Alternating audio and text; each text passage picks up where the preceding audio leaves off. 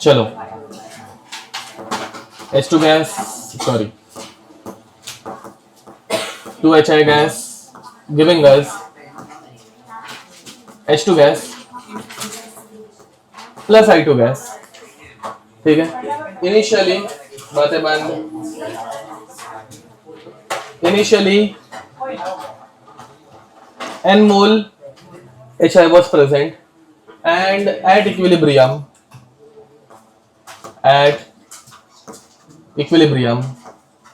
alpha HI is dissociated with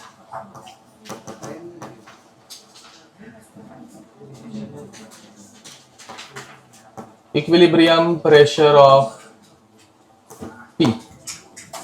Find expression of Kp. ठीक है, find expression of Kp.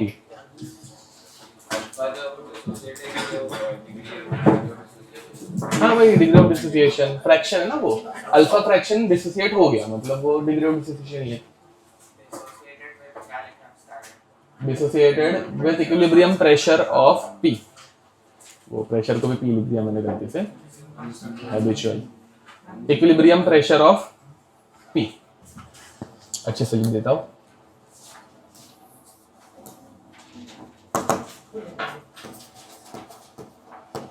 Equilibrium pressure of P.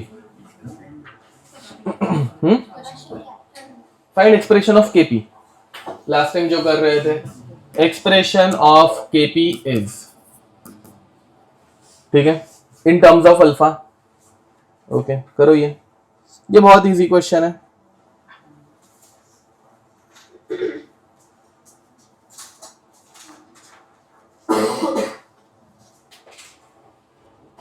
ठीक है, अब अगर इसको दिक्कत होगी, ये इनिशियली 0 0 होगा, फिर बाद में n में से कितना जाते हैं हमेशा, n अल्फा. ये कितना बनेगा, n अल्फा. ठीक है, यहाँ पे n कॉमन ले लेंगे तो n 1 माइनस अल्फा, सॉरी, हाँ, n alpha by 2, n alpha by 2. यहाँ पे 2n अल्फा मत लेना. ओके, अगर यहाँ पे 2n अल्फा ले रहे हो तो वो गलत हो जाएगा, क्योंकि अल्फा हमेशा कितने में से निकाला जाता है, 1 में से. समझ में आ रहा है? तो वो 2 अल्फा कर रहे हो तुम लोग, डबल कर रहे हो ना अल्फा को, वो गलत हो जाएगा. ठीक है, यहाँ पे n alpha by 2, n alpha by 2 ऐसे होगा. नंबर ऑफ मोल्स रहेंगे तो स्टोइकियोमेट्री से डायरेक्ट मल्टीप्लाई कर सकता है, बट अगर नंबर ऑफ मोल्स नहीं है तो यहाँ पे n अल्फा ही रहेगा हमेशा, एंड उसके अकॉर्डिंगली बाजू में चेंज करोगे. ठीक है, अब Kp इज इक्वल टू क्या हो जाएगा, number of moles of H2 into number of moles of I2 upon number of moles of HI का स्क्वायर. ओके, HI का square into P total upon N total raise to delta Ng. ये क्या, and delta Ng की value यहाँ पे कितनी आ रही है, 0 आ रही है. वो 0 हो गया तो वो टर्म 1 हो गई, उससे कुछ लेना देना है नहीं. Number of moles of H2 कितना आ रहा है, n alpha by 2 into n alpha by 2 upon n square 1 minus alpha the whole square. अब n square n cancel out हो रहा है, तो फाइनल आंसर क्या आ रहा है, alpha square upon 4 1 minus alpha square. ठीक है, ये आ गया अपने एक्सप्रेशन ऑफ Kp. याद रखना, अल्फा हमेशा 1 में से निकाला जाएगा, तो वहां पे 2n अल्फा मत करना. अगर तुम लोगों का आंसर अपॉन 2 आया होगा तो वो मतलब तुम लोगों ने 2n अल्फा किया होगा शायद से. कि सेम आ रहा है, दोनों मेथड से सेम आ रहा है, नहीं. Okay, 1 minus 2 alpha the whole square. हाँ, तो वो गड़बड़ हो रही है, क्योंकि वहां पे वो अल्फा को ट्वाइस कर रहे हो ना तुम लोग, अल्फा ट्वाइस हो नहीं सकता. ठीक है, डन. अब नेक्स्ट, ऐसे वाले और बहुत सारे क्वेश्चन हम लोग करके हो चुके हैं, अभी और क्वेश्चन कराने की जरूरत नहीं है ना. ओके, अब हेडिंग लिखो, determination of average molar mass at equilibrium. ठीक है,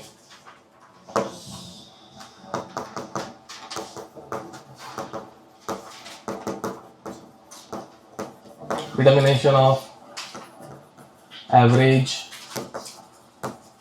मोलार मास और वेपर डेंसिटी और नहीं है, बस इतना ही, एट इक्विलिब्रियम। समझ में आ रहा है ना भाई? इक्विलिब्रियम में कोई एक चीज रहती है, जैसे कि यहाँ पे एच आई था इनिशियली, एच आई का मोलार मास तो हम लोगों को पता है, एच का 1 एंड आयोडीन का 127, 128 हो जाएगा, बट फिर बाद में डिसोसिएट होकर H2NA2 में कन्वर्ट हो जाता है। समझ पा रहे हो? तो इसमें कुछ ना कुछ मतलब मोलार मास चेंज हो सकता है। अब वो कितना चेंज होगा वो अपने को निकालना है, ठीक है? कौन सा मोलार मास? एवरेज। इक्विलिब्रियम पे HI, H2, I2 तीनों है, तो तीनों का मोलार मास एवरेज करना पड़ सकता है, जो हम लोग मूल कॉन्सेप्ट में पढ़े हुए हैं। याद है ये? ओके, तो चलो अभी आराम से करते हैं, इसकी डेरिवेशन इंपॉर्टेंट नहीं है, लास्ट वाला फॉर्मूला एकदम सिंपल सा है, वो इंपॉर्टेंट है, तो अच्छे से देखना। थोड़ा सा टीडियस लग सकता है, थोड़ा सा मूल कॉन्सेप्ट भी रिवाइज हो जाएगा इसमें, ठीक है? तो assuming there is some a gas which is dissociated into B gas, C gas, D gas. Continued. समझ में आ रहा है? कितने में हो रहा है वो अपने को पता है क्या? नहीं, हम लोग जनरलाइज टर्म निकाल रहे हैं, ठीक है? अब assuming that initial number of moles of A was, क्या लिया था लास्ट टाइम? X लिया था ना? X मोल चलेगा। ये सारे कितने थे? फिर बाद में x में से कितना माइनस होता है? x अल्फा 1:1 का रेशियो है, तो ये कितना बनेगा? And continued. How many x alpha terms are over here? n times, क्योंकि पता नहीं है ना भी कितना डिसोसिएशन हो रहा है, तो n टर्म्स आर देयर। वो 4 हो सकते हैं, 5 हो सकते हैं, कुछ भी हो सकता है, ठीक है? अब so what is the total number of moles? x minus x alpha plus nx alpha. Very nice, ठीक है? अब यहां पे फिर भी स्टेप बाय स्टेप जाता हूं, तो x n अल्फा में से एक x अल्फा कैंसिल आउट हो गया, तो कितना बचा? n minus 1 x alpha. अब इसमें से क्या कॉमन निकालेंगे? x, तो टोटल नंबर ऑफ मोल्स कितने आ गए? x 1 plus n minus 1 alpha. ये समझ में आ रहा है? इतने के ऊपर भी साला क्वेश्चन दे सकता है, भरोसा नहीं है, ठीक है? कोई एक रैंडम रिएक्शन देंगे जो डी ई ऐसे कुछ किधर तक जा रही है, एंड फिर टोटल नंबर ऑफ मोल्स पूछ सकते हैं, given that initial number of moles was 10 moles and degree of dissociation is something like 0.5. समझा? ठीक है? तो total number of moles finally कितने बचेंगे? वो तो प्योरली मैथमेटिकल हो जाएगा, बट ये अगर कंसेप्ट पता होगा तो मतलब थोड़ा सा आइडिया लग सकता है, ठीक है? अब नेक्स्ट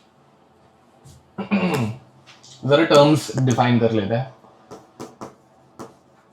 क्योंकि इसमें बहुत सारी चीजें आने वाली है, तो टर्म्स बता देता हूँ थोड़ी सी, ठीक है? अब मुझे बताओ इनिशियल मोल्स कितने थे?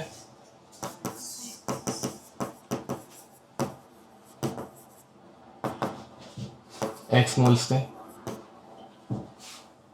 इनिशियल मोलार मास क्या ले? कुछ तक बताओ अल्फाबेट। मोलार मास के लिए क्या यूज कर सकते हैं? समझ में आ रहा है? ओके। फाइनल मोल्स कितने हैं? फाइनल मोल्स मतलब कौन से में? एट इक्विलिब्रियम, ठीक है? Final moles x into 1 plus n minus 1 alpha, बराबर। फाइनल मोलार मास, देखो भाई फाइनली ये इतनी सारी चीजें हैं, इन सबका अगर मोलार मास निकालेंगे तो कौन सा मोलार मास आएगा? एवरेज आएगा, और also called as average molar mass, जिसे हम लोग क्या बोलेंगे? M average. What is the formula of M average? मूल कॉन्सेप्ट, ओके, हाँ क्लोज है ना। अब देखो भाई नॉर्मल मोलार मास का फॉर्मूला क्या रहता है? Mass upon number of moles.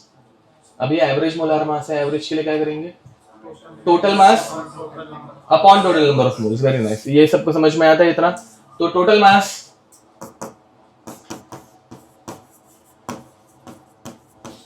Upon total number of moles, इसमें कोई दिक्कत? Okay, what was the initial mass? चलो ये इधर ही लिख देता है। अब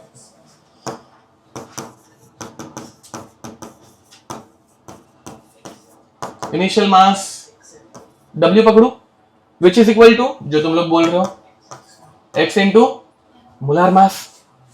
देखो भाई, number of moles x is given mass upon molar mass, तो mass is number of moles into molar mass, initial mass.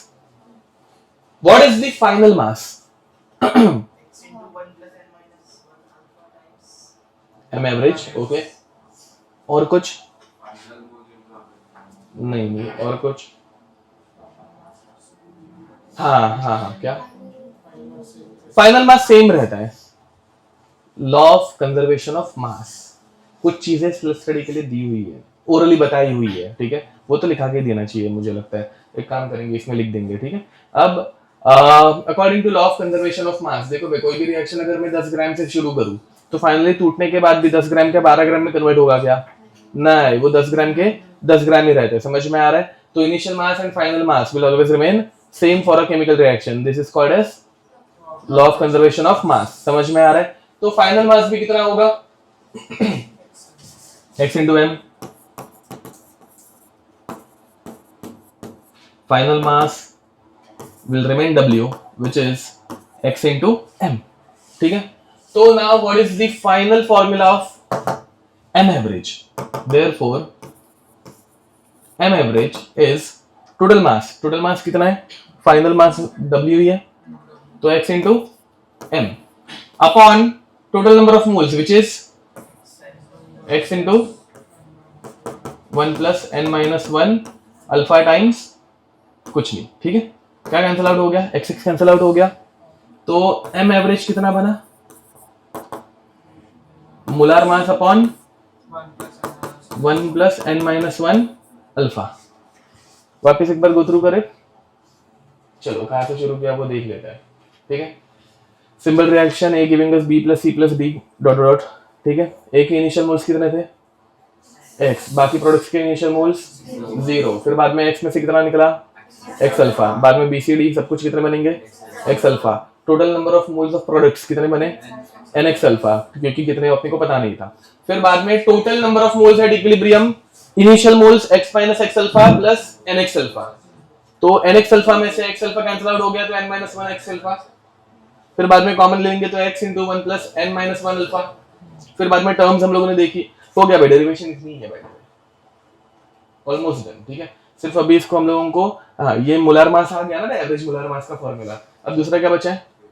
Vapour density. तो वेपर डेंसिटी उतने में ही कन्वर्ट करना है और कुछ नहीं। ठीक है, तो फिर बाद में थोड़े से हम लोगों ने टर्म्स डिफाइन किए। पहली टर्म क्या थी? Initial moles which is x मोल। फिर बाद में initial molar mass which is and initial mass w which is x into m। ठीक है, फिर बाद में फाइनल मोल्स जो हम लोगों ने निकाले x into 1 plus n minus 1 alpha.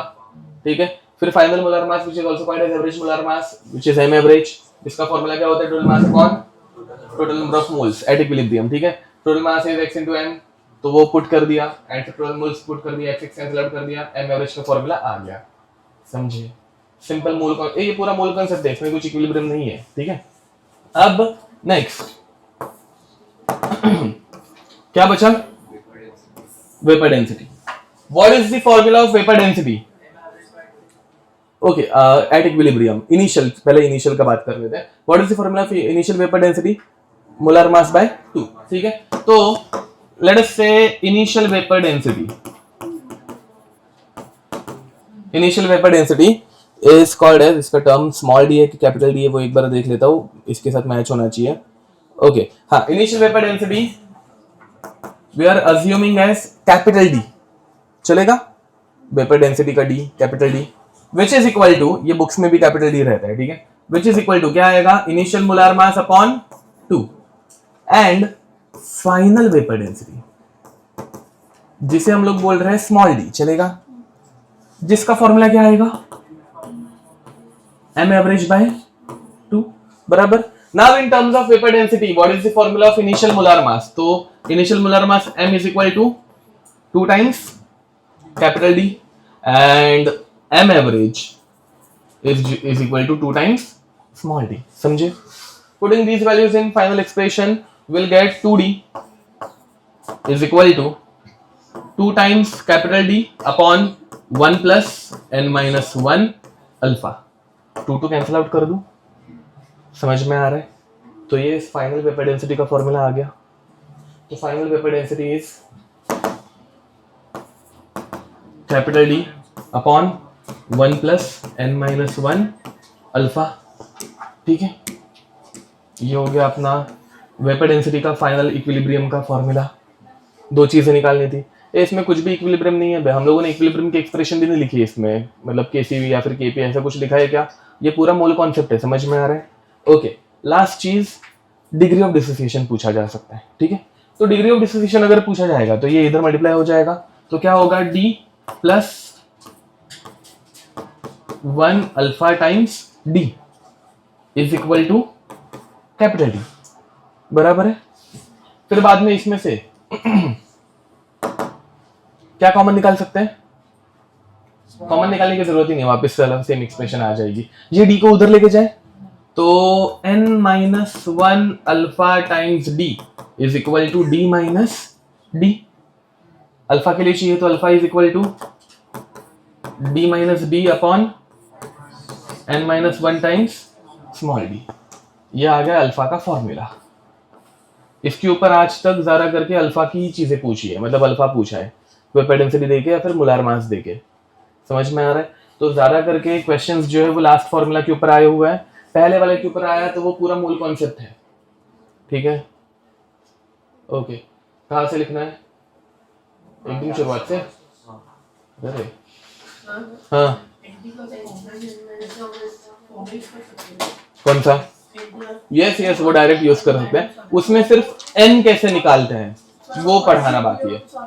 हाँ, वही बोल रहा हूँ, कैसे निकालते हैं वो पढ़ाना बाकी है, वो अभी इसके बाद। यस,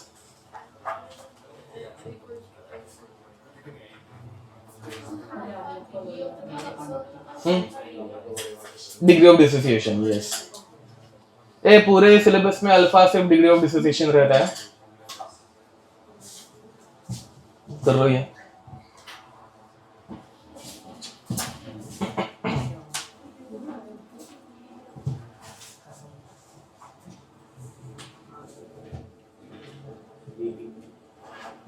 हाँ, और जो मैं तुम लोगों को हमेशा गालियां देते रहता हूँ, तुम्हारा सिलेबस कम चलता है कम चलता है, तुम लोगों की क्वेश्चंस ज़्यादा कराता हुआ मैं, वैसे तुम लोगों के आंसर्स आते हैं इसलिए, बट तुम लोग टाइम पास करे तो मेरी इच्छा होती है कम क्वेश्चंस कराने की। वैसे ठीक ठाक चल रहा है, तो ऐसे तुमको करते ऐसे टेंशन में आ जाओगे। क्या हुआ? हाँ ठीक है, खुश रहो। अच्छा, मैं भी अच्छा ही हूँ ना, इसलिए।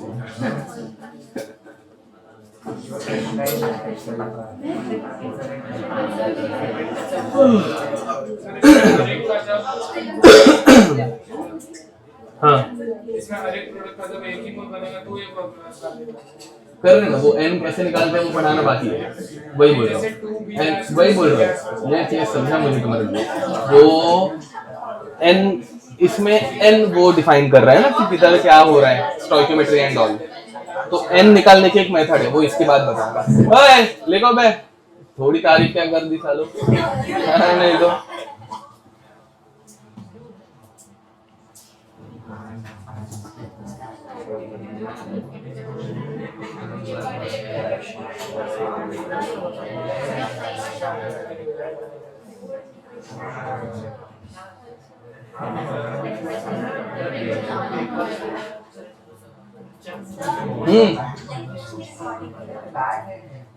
अब देखो, सबसे बेस्ट ऑप्शन रहेगा कि मास्टर क्लास का जो पुराना पेज है उसके ऊपर मेरे सारे लेक्चर्स अच्छे से मिल जाएंगे। अभी कोई तो नया पेज बनाया हुआ है ना अभी मुझे रिसेंट की वीडियोस तो मुझे खुद को नहीं मिलता है, मतलब क्या नहीं नहीं, वैसे केमिस्ट्री के लिए भी किया है उन्होंने कुछ तो, और मतलब ऐसे फालतूगिरी करके रखी है। तो बेस्ट है पुराने पेज पे जाना, एंड वहां पे मेरे लेक्चर रिकॉर्डिंग मिल जाएंगी, पूरी प्लेलिस्ट मिल जाएगी।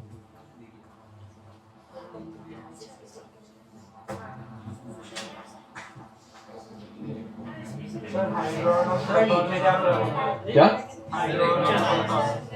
मुझे क्या पता। अच्छा, एक्सप्रेस एंड प्रोडक्ट में कुछ फर्क नहीं है, सिर्फ मतलब ऑर्बिटल तब तक रोल में नहीं आते। ऑर्बिटल किसकी वजह से एग्जिस्ट करते हैं? इलेक्ट्रॉन के वेव नेचर की वजह से। अगर इलेक्ट्रॉन ही नहीं है, वेव नेचर ही नहीं है, तो ऑर्बिटल ही नहीं है। तो जब करेगा तब तक वो प्रोटॉन ही है। डाउट क्या? अरे क्वेश्चन दिखाओ तो वो कुछ अगर टर्मिनोलॉजी हो तुम्हारा, जब डाउट होगा तो H+ इज प्रोटॉन।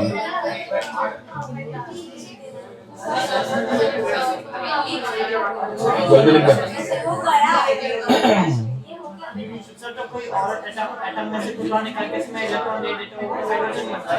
क्या?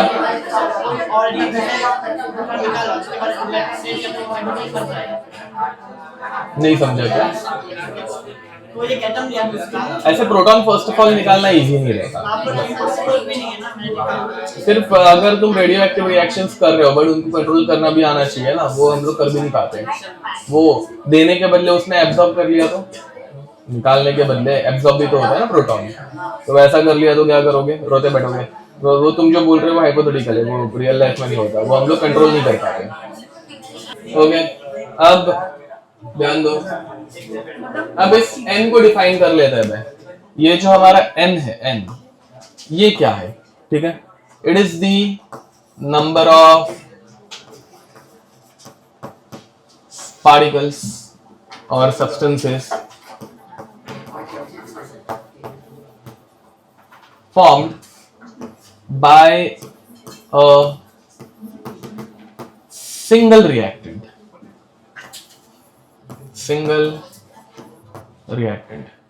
ठीक है, ओके। इसका अगर एक सिंपल फॉर्मूला बताने जाऊं तो n is equal to summation of stoichiometric coefficient of product upon stoichiometric coefficient of reactant. ठीक है, ये n का फॉर्मूला आता है। अब एक सिंपल चीज से स्टार्ट करते हैं, फिर थोड़ा सा डिफिकल्टी बढ़ाते जाएंगे। ध्यान दो, PCl5 giving us PCl3 gas plus Cl2 gas. ठीक है, अब एक रिएक्टेंट कितने में टूट रहा है? 2 में, तो n की value 2। N2O4 gas giving us 2NO2 gas. एक रिएक्टेंट कितने में टूटा? 2 में, तो n की वैल्यू 2। फॉर्मूला से भी आ जाएगा। तीसरा example, 2HI gas giving us H2 gas plus I2 gas. Very nice. 2 reactants 2 में टूटे, तो एक रिएक्टेंट 1 में ही टूटा, समझे? या फिर यहाँ पे n की value summation of coefficients of product which is 2 ना बे, 1 + 1 2 upon coefficient of reactant 2। Answer कितना आएगा? 1। समझ में आ रहा है? ओके, और एक एग्जांपल, ये इसको क्या बोलते हैं वो है, भूल गया। हाँ, 2NH3 gas giving us N2 gas plus 3H2 gas. दो अमोनिया 4 गैस मॉलिक्यूल्स में टूटे, तो एक अमोनिया 2 में टूट रहा है। ठीक है, या फिर वही 1 + 3 4/2, आंसर इज 2। ठीक है, या फिर हाँ, ये गैस का नाम याद रखना, PH3, इसे बोलते हैं फॉस्फीन। क्या बोलते हैं?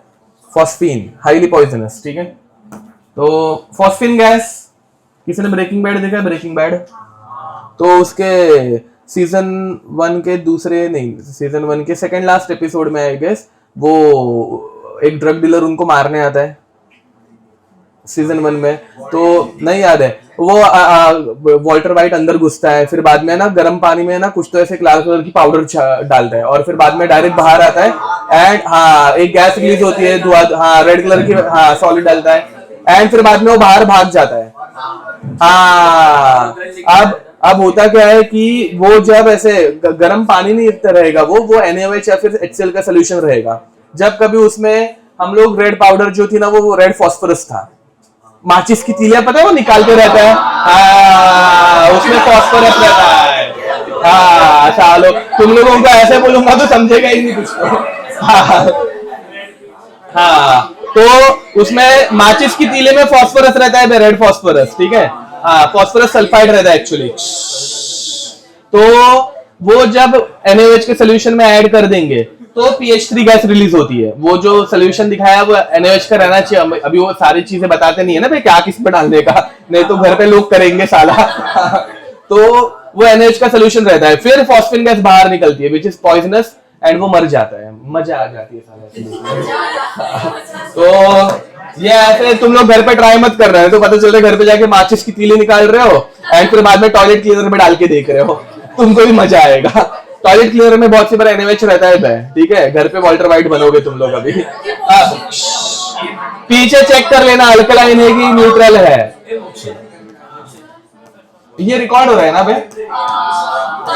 पक्का किसी दिन जेल में जाऊंगा मैं। अब हाँ क्या मोर देन वन रिएक्टेड मतलब नहीं ना, डिसोसिएशन में तो एक ही टूटेगा ना, 4 रिएक्टेंट थोड़े डिसोसिएट होते हैं। हाँ हाँ सॉलिड टूटता है बट फिर वो इक्विलिब्रियम में कुछ मतलब ही नहीं है ना।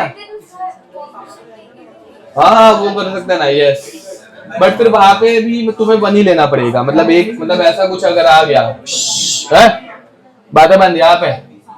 तो अब देखो यहाँ पे एक्चुअली मैंने भी गलत बोला, हम लोग इक्विलिब्रियम यूज ही नहीं कर रहे, ये मूल कॉन्सेप्ट है पूरा। तो यहाँ पे गैस वैस कुछ नहीं, ये अगर दिया बातें बंद भाई।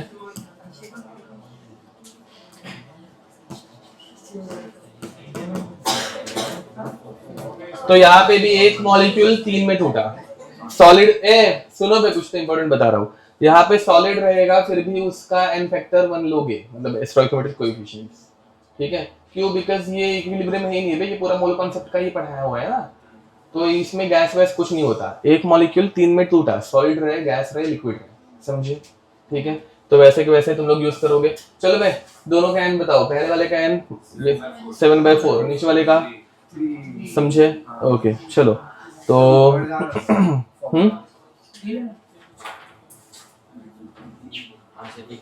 जल्दी फॉर्म है सिंगल रिएक्टेंट। तुम लोग बहुत स्लो लिखते हो तुम लोग तीनों, ये भी फिर भी मतलब कभी इतना बोलता नहीं है।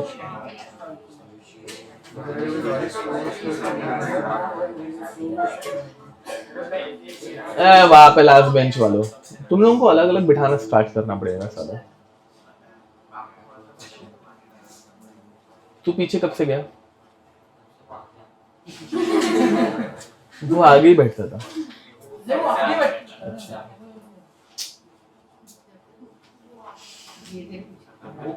हो गया।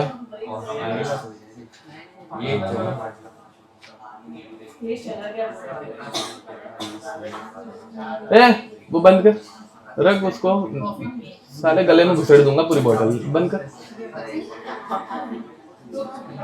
हर रोज कुछ ना कुछ उल्टा सुल्टा लाते रहते हो तुम लोग। नहीं किसी दिन खन्ना पता चल रहा है माचिस और NaOH मिक्स करके ला रहा है, तो बॉटल ओपन करते ही मजा आ जाएगा। अब चलो भाई हो गया होगा, एक छोटू सा क्वेश्चन करो। क्वेश्चन इज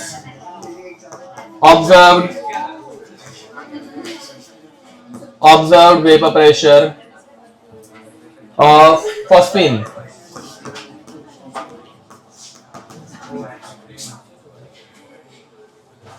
at equilibrium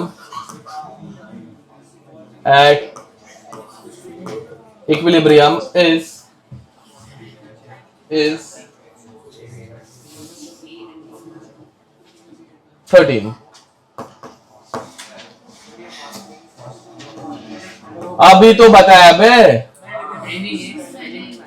अबे यार, calculate its degree of dissociation given that pH3 gas 4 times giving us P4 gas plus 6H2 gas। बस बातें बंद, लिखो। क्या भाई तुम लोगों का सिंपल मैथ्स नहीं आ रहा तुम लोगों को? ओके अब देखो, अब यहाँ पे alpha is equal to capital D minus small D upon N minus 1 times D. Capital D तुम लोगों को निकालना पड़ेगा। बातें बंद। अभी यहाँ पे देखो भाई आंसर सबके गलत है, दो लोगों के आ गए सिर्फ। अब कैपिटल डी निकालना पड़ेगा which is molar mass upon 2। इसका मोलार मास निकालोगे तो आएगा 34 बाई 2 विच इज 17। ये किया था क्या भाई करेक्ट? तो 17 minus 13 upon 7 by 4 minus 1 into 13 जो कि बनेगा 4 अपॉन 3 बाय 4 इंटू 13। 4 ऊपर चला गया वो बना 16, नीचे बचा 3 इंटू 13 विच इज 39। इसमें क्या डिफिकल्ट था? अब क्या मिस्टेक हो रही थी खुद से फिगर आउट कर लेना, ठीक है। चलो आगे बढ़ते हैं। अब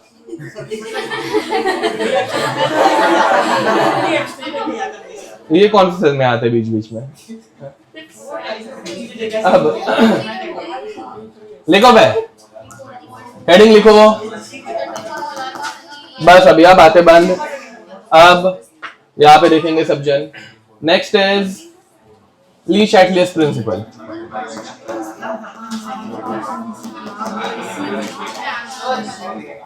नहीं अभी वो हो गया खत्म। अब यहाँ पे देखो ली शैटलियर्स प्रिंसिपल।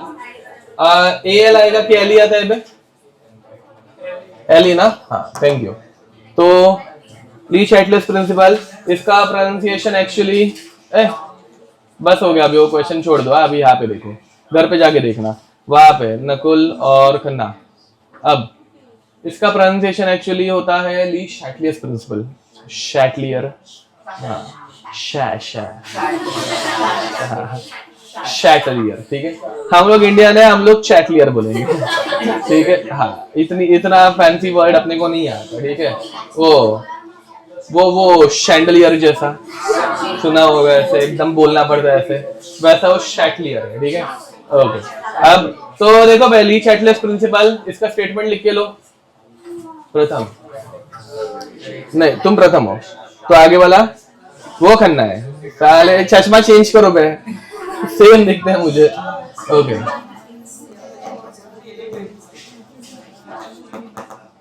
स्टेटमेंट नहीं, मत बहुत अजीब दिख रहा है, तू पहन चश्मा, पहन वापस, मजा नहीं आ रहा है। अब तो स्टेटमेंट लिखो। When an external stress, when an external stress bracket में लिखना प्रेशर और कंसंट्रेशन और टेम्परेचर और वॉल्यूम, ठीक है। इनमें से कोई भी एक्सटर्नल स्ट्रेस मतलब कुछ भी चेंज किया, ठीक है, bracket complete, is applied to an system at equilibrium, is applied to an system at equilibrium, is applied to an system to a system at equilibrium, to a system at equilibrium, ठीक है। अब देखो भाई system के ऊपर, equilibrium के ऊपर कुछ भी ऐसा स्ट्रेस आया तो इक्विलिब्रियम क्या हो जाएगा? डिस्टर्ब हो जाएगा। अब एक बार डिस्टर्ब हो गया तो इक्विलिब्रियम वापस कहां पे जाने की कोशिश करेगा? वापस इक्विलिब्रियम पे ही जाने की कोशिश करेगा। अरे इक्विलिब्रियम बैलेंस स्टेट रहती है ना बे। Okay comma then the system will arrange itself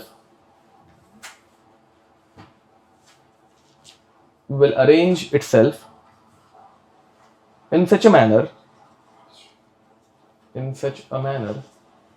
which minimizes the applied stress, the applied stress, which minimizes the applied stress. That is equilibrium is restored. वो लास्ट वाला पार्ट चाहिए तो bracket में लिख देना. That is equilibrium is restored. Equilibrium is restored. ठीक है. अब यहाँ पे हम लोगों को कौन से चेंजेस देखने, इसके ऊपर बहुत सारे क्वेश्चन आते हैं. अब ठीक है, मतलब पकड़ के चलो कि 15 to 20% चांस है कि इसके ऊपर ही आ जाए. थियरी के क्वेश्चन रहते हैं एकदम सिंपल मस्त वाले. ठीक है. अब इसमें स्टेटमेंट हो गया. अब हम लोग क्या क्या पढ़ने वाले, लिखना स्टार्ट करो. हम लोग सबसे पहले देखने वाले हैं change in concentration. Change in concentration. उसके बाद हम लोग पढ़ेंगे change in pressure. Change in pressure. अब याद रखना change in pressure, pressure change करना मतलब वॉल्यूम भी चेंज होता है. तो change in pressure is nothing but change in volume. ठीक है. तो ये हम लोग अलग से नहीं पढ़ने वाले, प्रेशर के टर्म्स में हम लोग पढ़ने वाले हैं. एग्जाम में भी प्रेशर का ही क्वेश्चन आएगा. ठीक है. फिर बाद में change in temperature. Change in temperature. Fourth edition of catalyst. And catalyst के बारे में अपने को हम लोग पहले से पढ़ के हो चुके हैं. कैटलिस्ट ऐड करने से क्या होता है, इक्विलिब्रियम डिस्टर्ब होता है क्या? डिस्टर्ब भी नहीं हुआ तो वापस रिस्टोर करने की जरूरत है क्या? तो नो इफेक्ट. ठीक है. वापस एक बार मतलब फॉर्मेलिटी के लिए पढ़ लेंगे. But fifth and last addition of inert substance. ये आजकल इन लोगों का फेवरेट बन गया है. Addition of inert substance. इसमें दो चीज है. At constant volume, B at variable volume. ठीक है.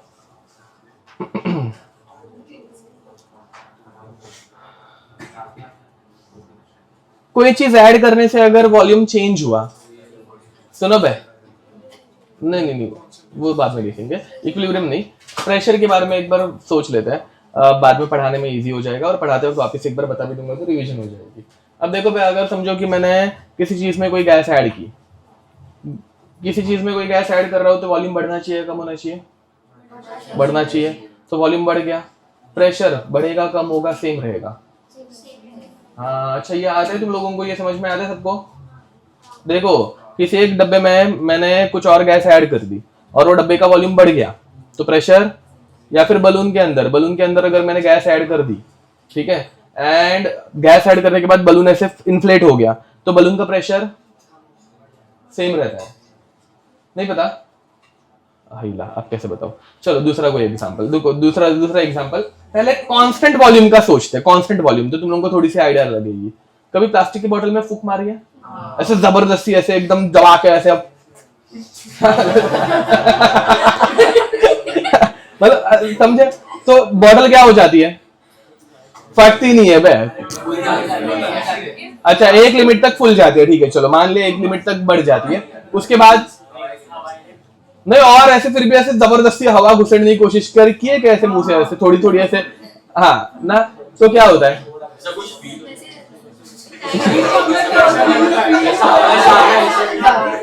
बॉटल को क्या होता है? बोतल कड़क होती है, कड़क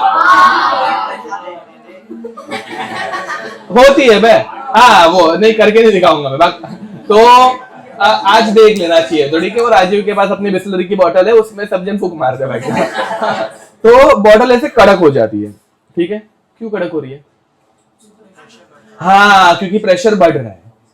क्योंकि प्रेशर क्या हो रहा है? बढ़ रहा है. जब वॉल्यूम चेंज नहीं हो सकता और फिर भी हम लोग जबरदस्ती अंदर गैस भर रहे हैं, तो अंदर प्रेशर बढ़ता है. समझ पा रहे हो?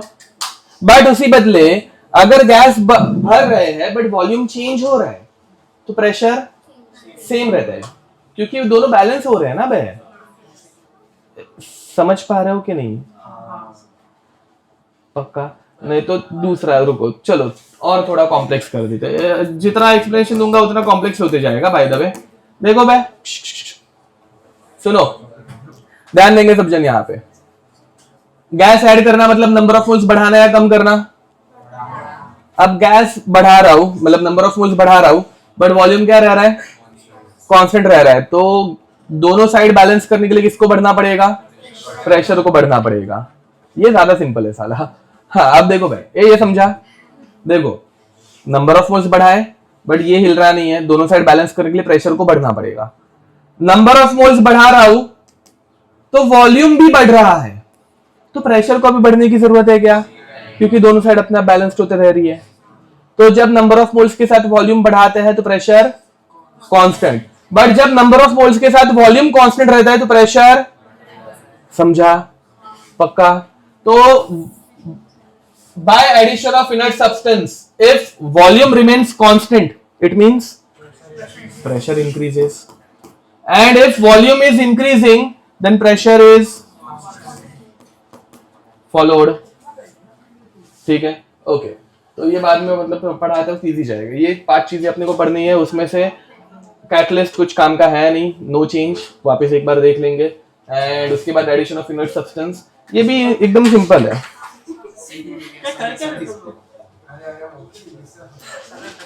मैं नहीं देने वाला हूँ। चलो अब चेंज इन कॉन्सेंट्रेशन लिखो। फर्स्ट चेंज इन कॉन्सेंट्रेशन,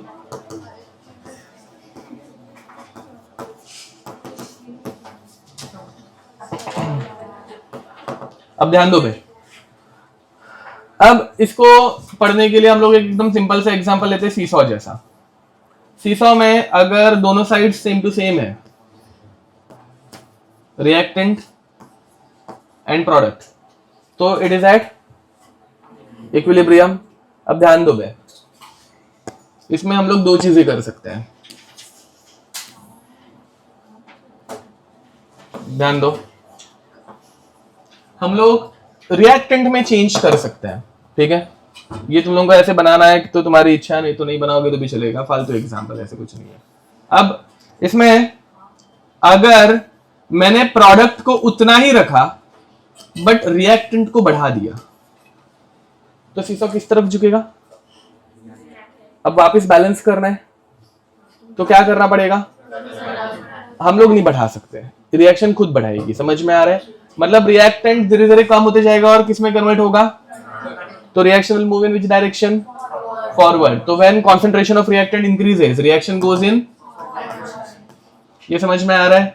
दूसरा मैं क्या कर सकता हूँ, रिएक्टेंट का कंसंट्रेशन कम कर सकता हूँ, प्रोडक्ट उतना ही है बट रिएक्टेंट का कंसंट्रेशन कम कर दिया, सीसॉ इस डायरेक्शन में झुकेगा, reaction will go in backward direction ना। अभी प्रोडक्ट को कम होना पड़ेगा, रिएक्टेंट को बढ़ाना पड़ेगा, then it will go back to its equilibrium position.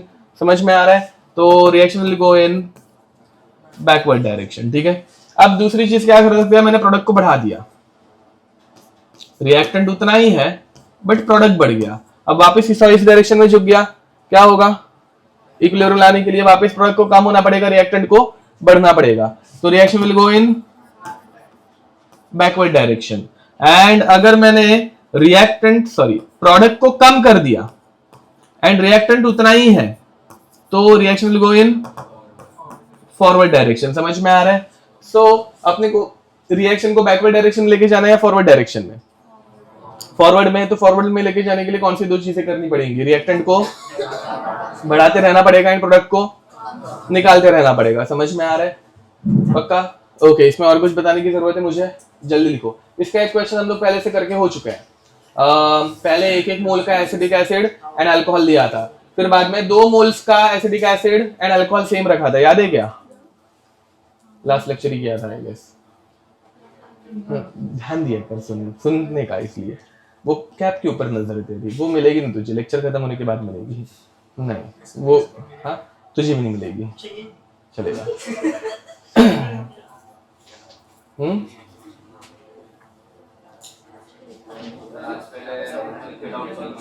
हाँ ठीक है। तुम लोग भी नहीं, वो हमेशा लास्ट तक रहता है, बट लास्ट टाइम भी उसके पहले नहीं हो रहे थे, किसी और के हो रहे थे, तुम्हारे हो रहे थे ना। हाँ ऐसा फेवरिज्म नहीं करता रहना, बस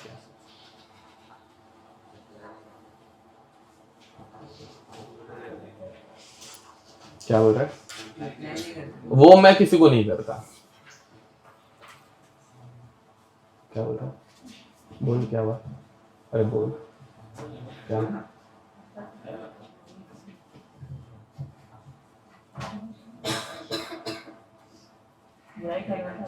वही तो ना, कुछ तो उसने बोला, अभी बता नहीं रहा है। बोल बोल।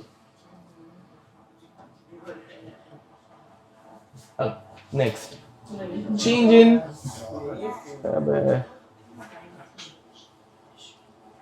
यहाँ पे खुद से लिख देना, concentration of reactant increases, concentration of reactant decreases, नहीं तो बाद में सीसा में क्या किया था वो समझेगा नहीं।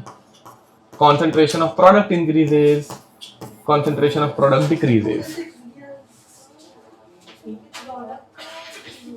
हाँ, वैसे नहीं, किया क्या है, हाँ किया क्या, हम लोगों ने रिएक्टेंट का कॉन्सेंट्रेशन बढ़ाया जिसकी वजह से फॉरवर्ड में जा रहा है, इधर कम किया तो बैकवर्ड में आ रहा है, वैसे। Next,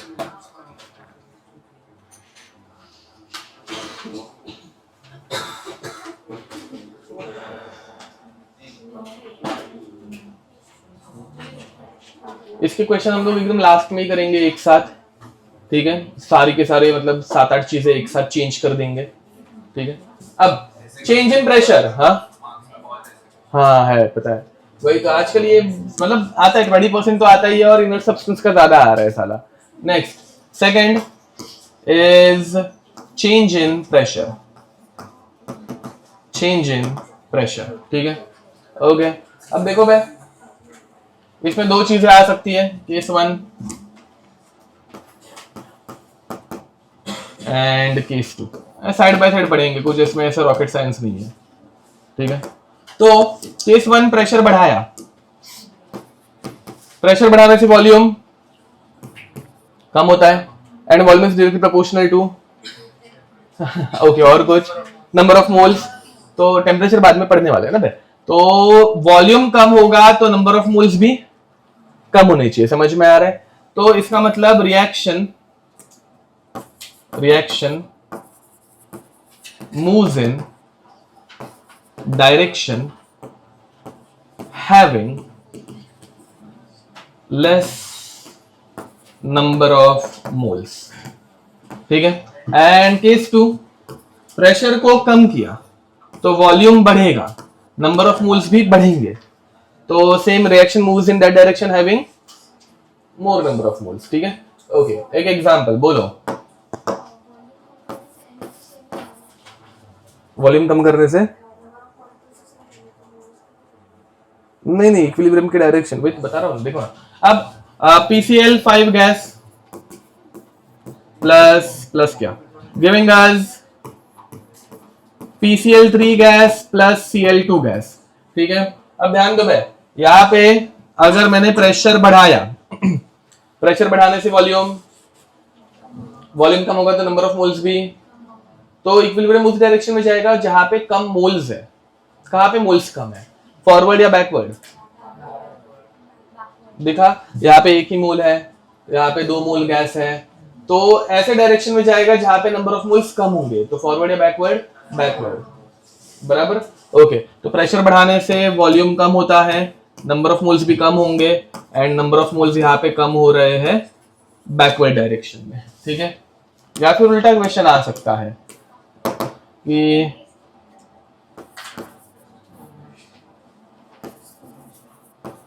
N2O4 gas giving us 2NO2 gas. This reaction will go in forward direction when pressure, ठीक है, क्वेश्चन समझा। अब ये रिएक्शन फॉरवर्ड में कब जाएगी, जब प्रेशर बढ़ाएंगे या जब प्रेशर कम करेंगे, ठीक है। तो आप देखो भाई, प्रेशर अगर मैं बढ़ाऊंगा तो सेम चीज होगी, प्रेशर बढ़ाने से वॉल्यूम कम होता है एंड नंबर ऑफ मोल्स भी कम होता है, तो नंबर ऑफ मोल्स यहाँ पे 1 है और यहाँ पे 2 है, तो नंबर ऑफ मोल्स कम होंगे मतलब बैकवर्ड डायरेक्शन में जाएगा। उसी बदले प्रेशर जब मैं कम करूंगा तो वॉल्यूम बढ़ेगा, नंबर ऑफ मोल्स बढ़ेंगे, reaction will go in forward direction. दोनों के इक्विलिब्रियम पे दोनों रहता है ना, नहीं वैसा कुछ करने की भी जरूरत नहीं है, यहाँ पे डायरेक्ट देखने का। सी, एक कंटेनर है, देखो इक्विलिब्रियम पहले से था, तो कंटेनर के अंदर N2O4 भी है, NO2 भी है। समझ पा रहे हो? अब जब मैं इसका प्रेशर बढ़ाऊंगा तो वॉल्यूम कम होगा, कम जगह में कम मॉलिक्यूल्स रहने चाहिए ना, तो ये NO2 दोनों कंबाइन होना स्टार्ट हो जाएंगे एंड N2O4 बनेगा। Reaction will go in backward direction. समझे? जब वॉल्यूम बढ़ाऊंगा मतलब प्रेशर कम करूंगा तो वॉल्यूम बढ़ेगा। अब ज्यादा वॉल्यूम में ज्यादा मॉलिक्यूल्स आ सकते हैं तो N2O4 टूटना स्टार्ट होगा और दो मॉलिक्यूल्स में कन्वर्ट होना स्टार्ट होगा। तुम्हें हजम नहीं हो रहा है वो समझ में आ रहा है? क्या हजम नहीं हो रहा है?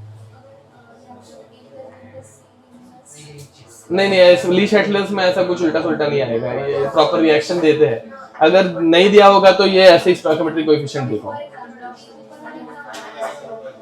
क्या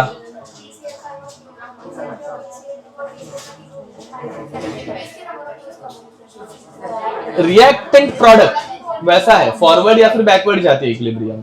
ऐसे ना PCl5 से PCl3 में कन्वर्ट होता है। हाँ, तो प्रेशर बढ़ाऊंगा तो वॉल्यूम कम होगा, तो ये दोनों कंबाइन होकर PCl5 देंगे ना।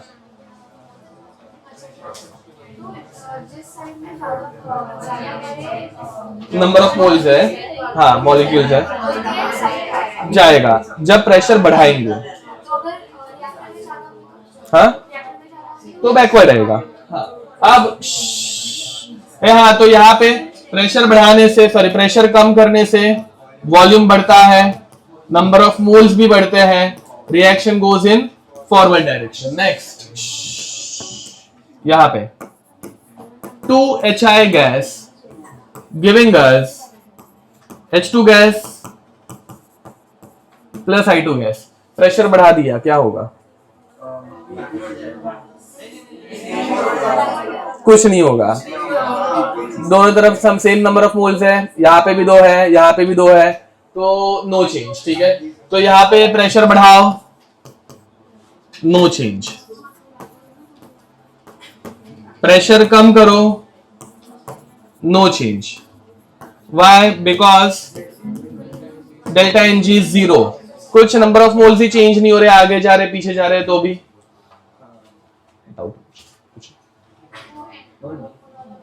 हाँ देखो N2O4 यहाँ पे कितने मोल्स हैं? यहाँ पे कितने हैं? 2 मोल्स है। 1 मोल के लिए ज्यादा जगह लगती है कि 2 मोल्स के लिए? 2 मोल्स के लिए, तो वॉल्यूम बढ़ाना पड़ेगा। करेक्ट हो गया।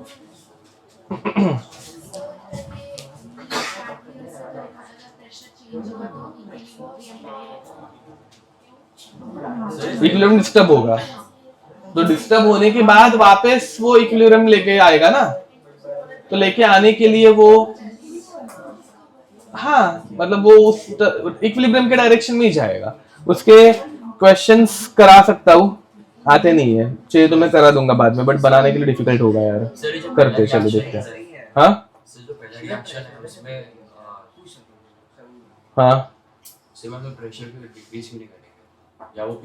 अरे मैंने क्वेश्चन दिया था कि प्रेशर बढ़ाया, डिक्रीज वाला भी क्वेश्चन आ सकता है। अरे दोनों कंडीशन हो सकती है ना, मैं सिर्फ क्वेश्चन दे रहा हूँ। प्रेशर बढ़ाने से क्या होगा, तो बैकवर्ड में जाएगा वैसा। देखो यहाँ पे कितने मोल्स हैं? 1। यहाँ पे कितने हैं? अब उन्होंने क्या बोला है? प्रेशर बढ़ाया, तो प्रेशर बढ़ाने से वॉल्यूम कम होता है, तो नंबर ऑफ मोल्स भी। अब नंबर ऑफ मोल्स कम कहाँ पे है? प्रोडक्ट साइड पे है या रिएक्टेंट साइड पे है? तो रिएक्शन रिएक्टेंट साइड पे जाएगी, मतलब फॉरवर्ड या बैकवर्ड? सही है, उतना ही है। अरे तुम लोगों को समझ में आ रहा है क्या? अच्छा तो आपने जो अच्छा ये क्वेश्चन है। हाँ हाँ तुम लोगों को सिर्फ डिटरमाइन करना है रिएक्शन फॉरवर्ड में जाएगी या बैकवर्ड में, जैसे ऊपर कर रहे थे।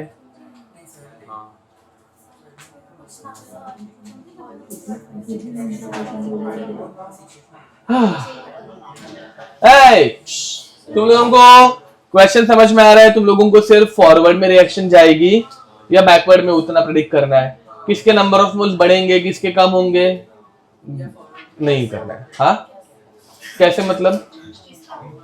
हाँ तो वो वही। अब देखो अगर वॉल्यूम कम हो रहा है तो वॉल्यूम कम मतलब नंबर ऑफ मोल्स भी कम, तो तुम्हें सिर्फ वही देखना है कि नंबर ऑफ मोल्स कम कहां पे हो रहे हैं। अब यहाँ पे रिएक्टेंट साइड पे कितने मोल्स है, प्रोडक्ट साइड पे कितने हैं, कम कहां पे है, उधर आएगा।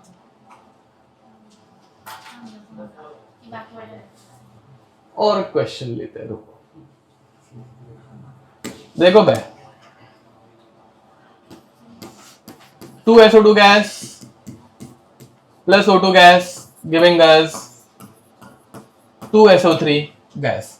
अब यहां पे मैंने प्रेशर को बढ़ाया, ठीक है, प्रेशर बढ़ाने से वॉल्यूम कम होता है, नंबर ऑफ मोल्स भी। अब ये देखो भाई, तुम लोगों को ये इतना ही क्वेश्चन रहेगा, उसके बाद ये तुम लोग सोचोगे, ठीक है। अब हाँ, अब नंबर ऑफ मोल्स कम कहां पे हो रहे हैं, रिएक्टेंट साइड या प्रोडक्ट साइड, तो प्रोडक्ट में कन्वर्ट होगा। रिएक्टेंट साइड पे कितने मोल्स है, 2 और 1 कितने हो गए, 3। प्रोडक्ट में कितने हैं, 2, तो it will go in which direction, समझा।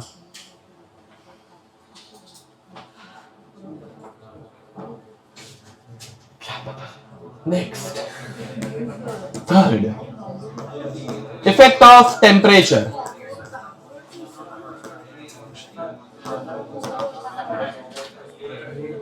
अब अभी वापस हम लोगों को करना क्या है, इसे प्रेडिक्ट करना है फॉरवर्ड जाएगा या बैकवर्ड, ठीक है। अब जिन लोगों को प्रेशर एंड कंसंट्रेशन में कुछ दिक्कत रहेगी, बाद में अलग से क्वेश्चंस करेंगे। अभी के लिए यहाँ पे देखें टेम्परेचर, ठीक है, यहाँ पे यार या दोनों जन। अब टेम्परेचर देखो थर्ड, मतलब नहीं तो ये मिस हो जाएगा। तो अब सुनो भाई, टेम्परेचर बढ़ाने से हीट रिलीज होती है या एब्जॉर्ब होती है? ओके, तो हीट एब्जॉर्ब होगी। हीट एब्जॉर्ब होगी मतलब कौन सी रिएक्शन फेवरेबल है, एक्सोथर्मिक या एंडोथर्मिक? एंडोथर्मिक, समझ में आ रहा है। तो endothermic reaction is favourable, endothermic reaction is favourable. उसी बदले जब टेम्परेचर कम करते हैं तो हीट एब्जॉर्ब होती है, रिलीज होती है? अब हीट रिलीज होगी तो कौन सी रिएक्शन फेवरेबल रहती है, एक्सोथर्मिक या एंडोथर्मिक? ये सब जन सोच पा रहे हैं पक्का ना, या ऐसे डायग्राम वायग्राम ही बना के दिखाओ, मतलब वो ओके। तो एक्सोथर्मिक रिएक्शन इज फेवरेबल, ठीक है। अब तुम लोगों को एग्जामिनर ने पहले से कोई एक रिएक्शन दे दी है, PCl3 gas plus Cl2 gas giving us PCl5 gas, and delta H for this reaction is plus 200। ये वैल्यू करेक्ट नहीं है, प्लस करेक्ट है बट 200 वो एग्जाम में तुम लोगों को कुछ अलग वैल्यू आ सकती है। अभी अपने को प्लस माइनस से मतलब है, डेल्टा एच प्लस है मतलब एक्सो या एंडो, एंडो इतना याद है। एंड फिर उल्टी रिएक्शन इज एक्सो मतलब माइनस 200, पता है ना Laplace law. Okay, question, temperature of above reaction increases, reaction goes in forward direction या बैकवर्ड डायरेक्शन, ठीक है। अब वापस किसी को दिक्कत होगा तो टेम्परेचर बढ़ाने से हीट रिलीज होती है कि एब्जॉर्ब होती है? एब्जॉर्ब, किसी चीज का टेम्परेचर बढ़ाएंगे तो हीट एब्जॉर्ब करेगी, हीट एब्जॉर्ब करेगी तो फॉरवर्ड में ये रिएक्शन पॉजिटिव है मतलब एक्सो है, सॉरी एंडो है, एब्जॉर्ब करती है, प्लस मतलब एब्जॉर्ब करना ना बे, तो कौन सी रिएक्शन होगी, फॉरवर्ड रिएक्शन है बैकवर्ड रिएक्शन? फॉरवर्ड। तो अब यहाँ पे होगी फॉरवर्ड रिएक्शन। उसी बदले अगर इसने मतलब इसका टेम्परेचर में कम कर दो तो टेम्परेचर कम करने से भी क्या होगा, ये फॉरवर्ड में जाएगी बैकवर्ड, बैकवर्ड में जाएगी। समझ पा रहे हो कुछ? पक्का? ओके, तो इसका एकदम मतलब मस्त वाला एग्जांपल देखो भाई, अब शायद से तुम लोग फटाक से आंसर दे दो। 2NH3 gas giving us N2 gas plus 3H2 gas. इसका टेम्परेचर बढ़ाऊंगा या कम करूंगा तो ये रिएक्शन फॉरवर्ड में जाएगी। गिवन दैट, रुको बे, given that minus 92.3 kilo joule per mole is its enthalpy of reaction. और रुको बे, शिट, गलत रिएक्शन, ये रिएक्शन नहीं लिख के देनी थी, हेबस प्रोसेस लिख के देना था। N2 gas plus 3H2 gas giving us 2NH3 gas. हाँ, इसका टेम्परेचर बढ़ाऊंगा या कम, डेल्टा एच बराबर है, इसका टेम्परेचर बढ़ाऊंगा तो ये रिएक्शन फॉरवर्ड में जाएगी, या कम करूंगा तो फॉरवर्ड में जाएगी, कम करेंगे तो। समझ में आ रहा है? अपने को आदत रहती है ना भाई, कोई रिएक्शन होती नहीं तो हम लोग क्या करते हैं, उसको उठा के बर्नर के ऊपर रख देते हैं, वो हमेशा करेक्ट नहीं रहता। समझ में आ रहा है? हाँ, हर रिएक्शन बर्नर के ऊपर रखने से ऐसे फॉरवर्ड में जाएगी ऐसे कंपलसरी है क्या? नहीं। ये कुछ समझ में आ रहा है? अब ये फॉरवर्ड में कब जाएगी? जब टेम्परेचर को कम करेंगे। अब देखो भाई, क्या क्यों कम करना है? दिस रिएक्शन इज एक्सोथर्मिक और एंडोथर्मिक। अब एक्सोथर्मिक है मतलब इसको हीट एब्जॉर्ब करनी है या रिलीज करनी है, एंड हीट रिलीज करने के लिए टेम्परेचर देना पड़ता है, निकालना पड़ता है ना, निकालना पड़ेगा, मतलब टेम्परेचर को कम करना पड़ेगा। समझ में आ रहा है? So this reaction will go in forward direction, this reaction will go in forward direction when temperature decreases.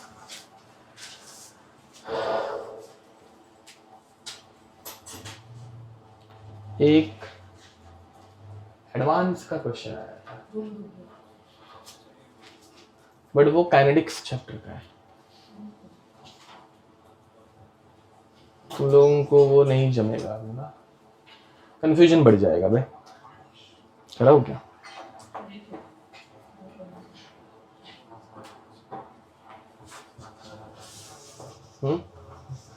क्या हुआ? बात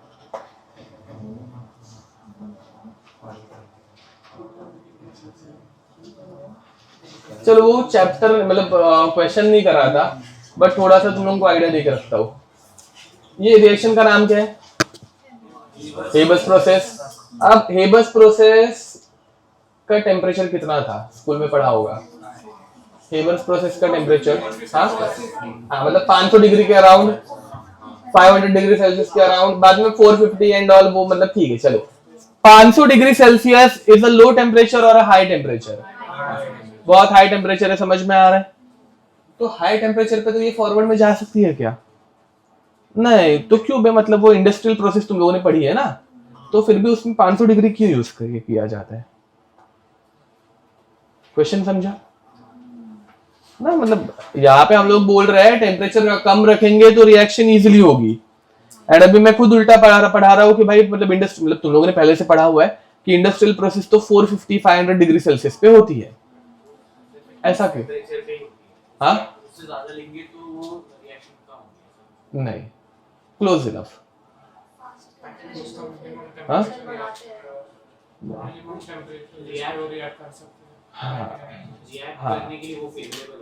यस, मतलब करेक्ट है, यस, ऑलमोस्ट दोनों के आंसर्स करेक्ट है। देखो भाई, अब हो रहा क्या है, कोई भी रिएक्शन अगर हम लोगों को करनी है तो हम लोगों ने थर्मोडायनेमिक्स में पढ़ा है, पहले इधर क्या करना पड़ता है, बॉन्ड्स को ब्रेक करना पड़ता है, तब जाके रिएक्शन शुरू होगी, एंड बॉन्ड्स को ब्रेक करने के लिए एक मिनिमम एनर्जी लगती है। समझ में आ रहा है?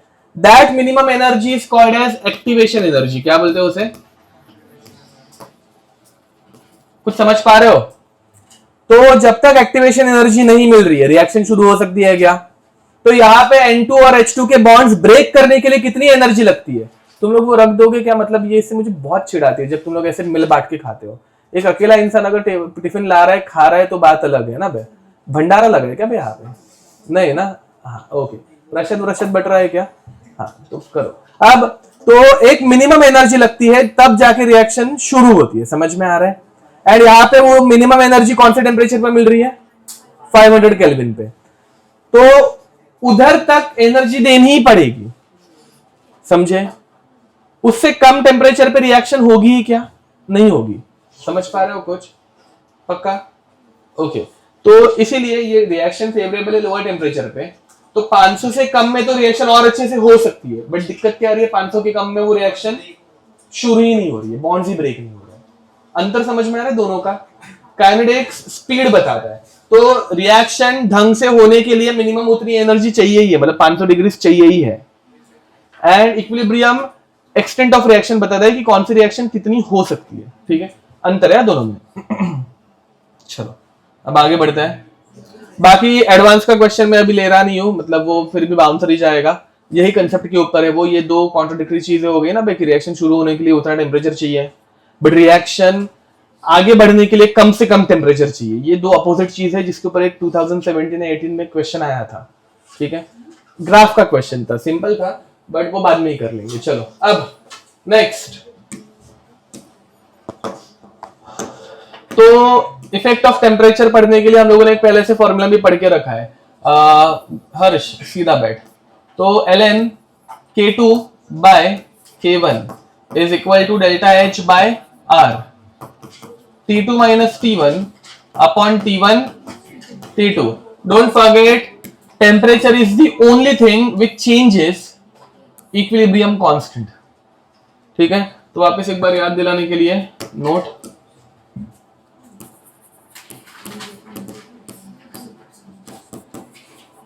टेम्परेचर चेंजेस के इक्विलिब्रियम, ठीक है। अब ध्यान दो, अब थोड़ा सा इसको और अच्छे से देख लेते हैं, मतलब तुम लोगों को ये पूरे कैलकुलेशन करते ना बैठना पड़े अगर थ्योरी में क्वेश्चन आ गए, इसलिए, ठीक है। अब अगर एक्सोथर्मिक रिएक्शन है, एक्सोथर्मिक मतलब टेम्परेचर, बस बात करना है, मैं पीछे घूमने के बाद तू बात करता है, रुकना। अब एक्सोथर्मिक रिएक्शन में डेल्टा एच पॉजिटिव है negative, okay, delta H negative. अब डेल्टा एच नेगेटिव है, मैंने टेम्परेचर को बढ़ा दिया, ध्यान दो, टेम्परेचर बढ़ाने से इक्विलिब्रियम फॉरवर्ड डायरेक्शन में जाएगा बैकवर्ड, पहले वो बताओ, बैकवर्ड में जाएगा, इतना सबको समझ में आ रहा है। मतलब रिएक्शन अगर बैकवर्ड में शिफ्ट हो रही है तो नया जो के इक्विलिब्रियम है वो बढ़ेगा या कम होगा? कम होगा। रिएक्शन का एक्सटेंट कम हो रहा है ना, तो बैकवर्ड में जा रहा है, रिएक्टेंट बढ़ रहा है, प्रोडक्ट कम हो रहा है, प्रोडक्ट कम होगा तो के equilibrium is product upon reactant जो कम होगा, समझ में आ रहा है। तो यहां पे टेम्परेचर बढ़ाने से के इक्विलिब्रियम कम होता है एंड टेम्परेचर कम करने से के इक्विलिब्रियम बढ़ता है, समझ में आ रहा है। इसके मस्त मस्त ग्राफ्स आ सकते हैं, ठीक है, तो ग्राफ के क्वेश्चंस करने के लिए तुम लोगों को ये काम आ सकता है, ठीक है। नेक्स्ट मतलब ग्राफ, हाँ ग्राफ क्या ही आएगा, ग्राफ आएगा ऐसा कुछ, ln of k versus 1/t, ठीक है। इसकी ओरिजिनल इक्वेशन थी ln of k is equal to delta, नहीं वो नहीं, ln of k is equal to delta h, नहीं हाँ delta s by R minus delta h by R T, समझ में आ रहा है, वो था, ठीक है। अब उसमें लिख देता हूं ln of k is equal to delta s not by R minus delta h not by R T, समझ में आ रहा है। जिसमें हम लोग क्या कर रहे हैं, ln of k versus 1/t का ग्राफ प्लॉट कर रहे हैं, ठीक है, जो कि ऐसे straight line passing through the origin आ सकती है, एक तो प्लस वाली या फिर एक तो, नहीं समझा, ln ऑफ k कौन से एक्सिस पे है, y एक्सिस पे है, विच इज इक्वल टू, ये क्या बन गया c प्लस 1/t क्या है x, तो delta h not by R m, नहीं बराबर है ना, समझे। अब यहाँ पे m जो है वो प्लस है या माइनस है, माइनस है, तो तुम लोग बोलोगे ग्राफ साला ऐसे आना चाहिए, नहीं, क्यों, because now this graph will depend on delta h, delta h is, अगर इफ इट इज नेगेटिव, दिख रही है नेगेटिव, अब ये अगर नेगेटिव होगा तो नेगेटिव है नेगेटिव, एंड फिर टेम्परेचर बढ़ाने से, नहीं देयर इज अ क्या बोलते हैं इसको, इंटरसेप्ट, ठीक है।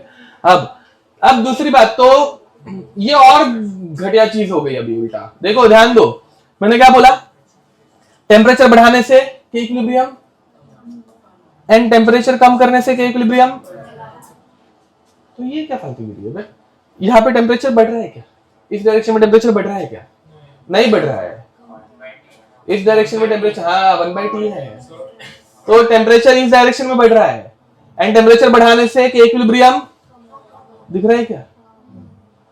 कुछ दिमाग में घुस रहा है ना? ऐसे उल्टे सुल्टे ग्राफ, ये सब एडवांस लेवल पे ही आ सकता है। अभी मेंस लेवल पे ये ग्राफ एक्सपेक्ट मत करना, बट एडवांस में से मस्त एकदम मजेदार। ठीक है, उसी बदले डेल्टा एच अगर प्लस रहा तो ये ग्राफ ऐसे निगेटिव में जाएगा। ठीक है, मेंस लेवल सीटी लेवल कुछ नहीं आता, तुम लोग पूरा मेंस झाड़ मारोगे, मतलब इसके ऊपर कुछ ऐसे क्वेश्चन नहीं मिलेंगे।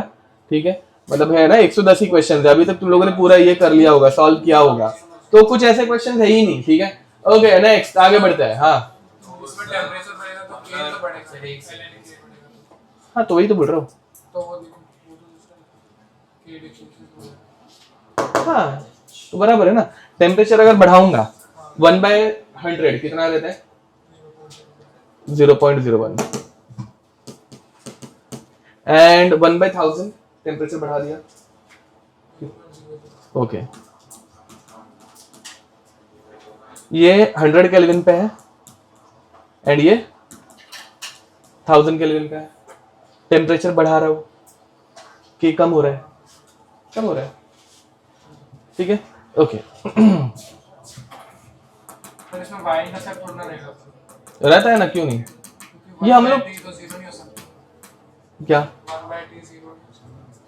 अरे वो मैथ्स के टीचर को बोलने का, वो मैथ्स के लिमिटेशंस है, इसलिए तो लिमिट करते रहता हूँ ना मैं, मेरे को मत पूछो वो इसलिए तो ना, मतलब ये लूप होल्स तो मैथ्स में दुनिया भर के है, तभी तो जाके वो लिमिट t टेंड्स टू 0 आ गया तुम लोगों का, मैंने थोड़ी ना लाया हुआ है। क्या हुआ? बराबर है, मेरे पास नहीं आने का ये सब लेके, ये मैथ्स के लूप होल्स है। हाँ नेक्स्ट,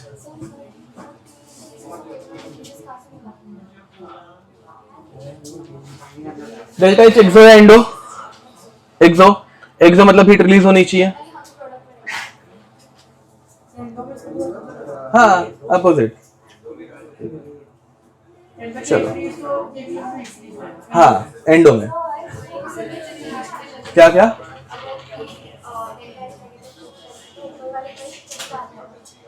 हाँ बट ये ग्राफ अगर दिया होगा तो तुम लोग ये इतनी खतरनाक इक्वेशन थोड़ी ना सोचते बैठोगे एंड ऑल वैसा, या फिर ग्राफ ही क्यों, एक नॉर्मल थियरी का क्वेश्चन है, तो तुम लोग थोड़ी ना उसमें अप्रॉक्स वैल्यूज की, चलो इसको 100 लेते हैं, इसको 200 लेते हैं, सॉल्व करके देखते हैं ओरली। नेक्स्ट, अब इसके बाद एडिशन ऑफ कैटलिस्ट लिखो भाई, 4 क्या नहीं होता क्या एंडोथर्मिक में? नहीं कभी नहीं होता। yes.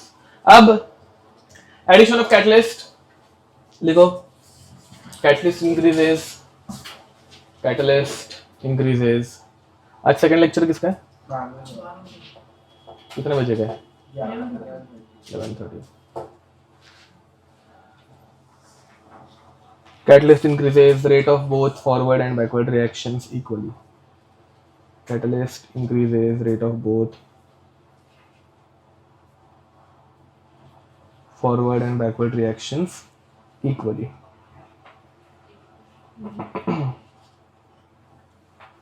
Without changing the position of equilibrium. Without changing the position of equilibrium. Without changing the position of equilibrium.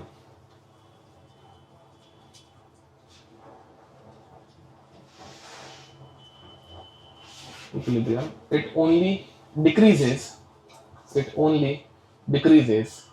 the time required to reach equilibrium. It only decreases the time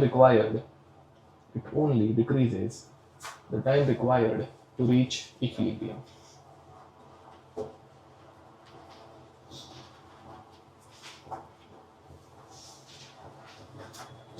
निकले? Hello, कहाँ पे हो? कितने बजे निकलने वाले हो? मैं मलाड में ही हूँ। यस, मैं 11 बजे पहुँच जाऊँ। हाँ, साढ़े 11:30 का है। हाँ, जल्दी जल्दी आओ। यस भाई, चलो आ गया तो ठीक है। चलेगा, चलो बाय। हाँ, वो अपने लिए टाइम पे ही है। हाँ, ओके चलेगा, चलो bye. Next, addition of catalyst, इसमें कोई दिक्कत? तो ये इक्विलिब्रियम को चेंज नहीं करता, तो इसमें कुछ आएगा क्या? नहीं, ठीक है। नेक्स्ट, अब इसके बाद लिखो fifth, addition of inert substance, ठीक है। Addition of inert substance, first at constant volume. अब वॉल्यूम ही चेंज नहीं हो रहा है, ठीक है। वॉल्यूम चेंज नहीं होगा तो नंबर ऑफ मोल्स चेंज हो सकते हैं क्या? नंबर ऑफ मोल्स ही अगर चेंज नहीं हो पा रहा है तो इक्विलिब्रियम आगे पीछे किधर भी जा सकता है क्या? सेम रहेगा। समझ में आ रहा है? तो नो चेंज, तो ये एकदम सिंपल हो गया, नो चेंज, समझे? तो वॉल्यूम कांस्टेंट रहता है तो no change in number of moles of reactant और प्रोडक्ट, तो नो चेंज इन इक्विलिब्रियम, ठीक है। एंड दूसरा, at variable volume, at variable volume. अब मुझे बताओ, तुम लोगों ने किसी एक कंटेनर के अंदर जो ऐसा इक्विलिब्रियम पे था, चलो डायग्राम बना ही देते हैं, थोड़ा सा इजी हो जाएगा। इसके अंदर पहले से कोई इक्विलिब्रियम था, N2O4, NO2, NO2, एंड तुम लोगों ने एक ऐसे छोटे से नोजल में से, यहाँ पे ऐसे छोटा सा ऐसे इनलेट है, इसमें से लेट अस से आर्गन गैस भर दी। समझ में आ रहा है? अब आर्गन गैस ऐड करने की वजह से ये वॉल्यूम क्या होगा बे? बढ़ेगा, तो वॉल्यूम बढ़ते गया। अब वॉल्यूम बढ़ने की वजह से क्या होगा? NO2 कंबाइन होंगे या N2O4 ब्रेक होगा? ज्यादा वॉल्यूम में ज्यादा मोल्स आते हैं कि कम मोल्स आते हैं? ज्यादा मोल्स आते हैं। ज्यादा मोल्स करने के लिए NO2 को कंबाइन करना पड़ेगा, N2O4 को ब्रेक करना पड़ेगा, N2O4 को ब्रेक करना पड़ेगा, तो N2O4 ब्रेक हो जाएगा, NO2, एक N2O4 है, पकड़ लेते हैं, नहीं तो पूरा सिस्टम ही हिल जाएगा, तो और एक N2O4 यहाँ पे घुसेड़ देते हैं, ठीक है। ये समझ में आ रहा है? तो at variable volume, first when inert substance is added, inert substance is added, what happens? Volume increases, volume increase होता है तो number of moles भी बढ़ते हैं, so reaction moves in direction having more number of moles, ठीक है। समझे? Volume बढ़ने से सिर्फ ज्यादा नंबर ऑफ मोल्स जिधर भी है वहां पे वो शिफ्ट हो जाएगा, ठीक है। लिख दो, फिर हम लोग कुछ क्वेश्चंस करेंगे इनके मतलब कंबाइंड फॉर्म में।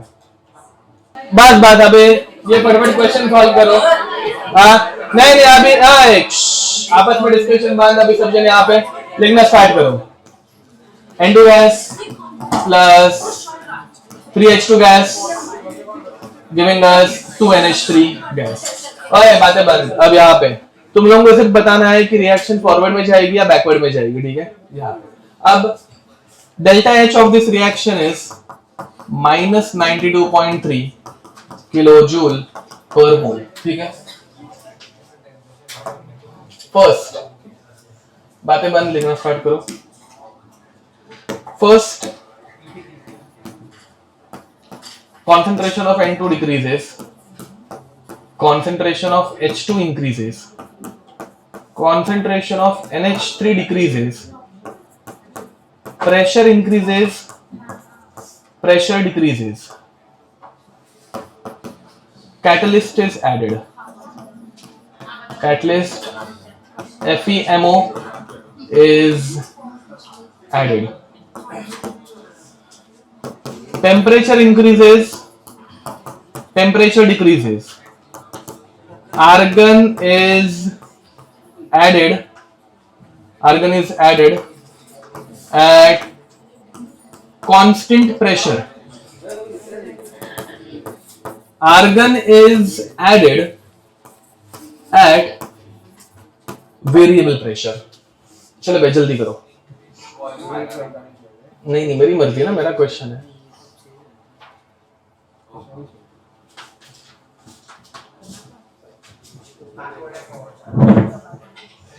हाँ सिर्फ फॉरवर्ड है कि बैकवर्ड है वो बताना है, बिना बातें किए बिना डिस्कस किए, जल्दी। हाँ ये इंडिविजुअल क्वेश्चन है एक एक। ये एमएसक्यू में ऐसे आ सकता है भाई कि which of the following will increase will increase concentration of product, समझ में आ रहा है, या फिर will favour forward reaction.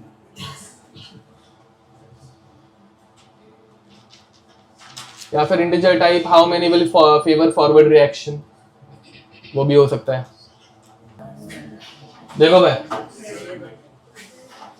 Last वाला बता रहा हूं, लास्ट वाला अगर तुम लोग देखोगे जब कांस्टेंट प्रेशर है, ठीक है, मतलब प्रेशर सेम रह रहा है, इसका मतलब वॉल्यूम बढ़ रहा है। समझ में आ रहा है कुछ ना? यहाँ पे बाद में हम लोगों ने देखा था, ऊपर ही है ना इसके, थोड़ा सा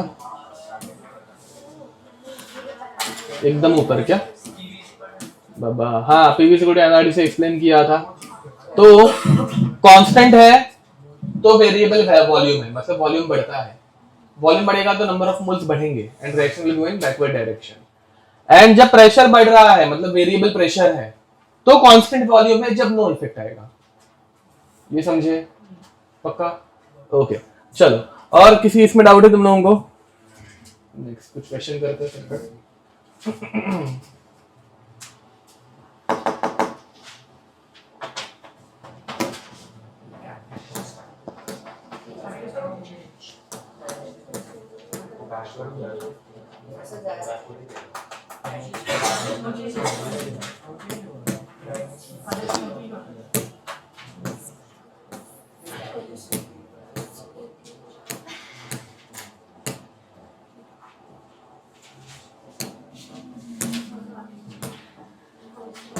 इधर वो टॉपिक वाइज कहाँ पे? अच्छा हाँ चलो भाई, आंसर जोर जोर से बताने की जरूरत नहीं है, मैं तुम लोगों को जब पूछूंगा तब हैंड रेस करना, ठीक है? तुम लोगों को आंसर बताने की जरूरत नहीं है, और डिस्कस भी मत करो भाई, खुद से सॉल्व करो, ये थियरी की इजी क्वेश्चन है। अरे भाई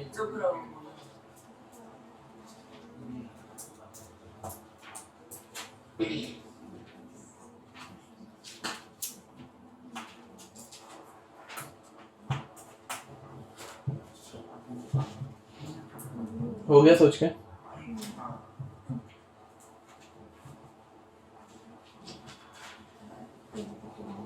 चलो 1 मिनट के डिस्टेंस मतलब टाइम पे आंसर्स पूछता हूँ।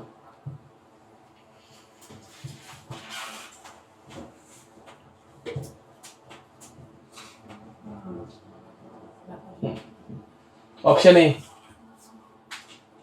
Option B, option C, option D. Okay D वाला कौन कौन है? अभी बी नहीं डी डी डी वाले मतलब कोई था, एक ही है, 2 3।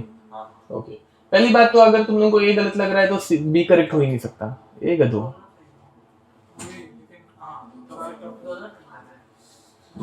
पागल इंसान, दोनों ही इनकरेक्ट है भाई। दोनों करेक्ट कैसे हो सकते हैं फिर? कुछ भी answer is D.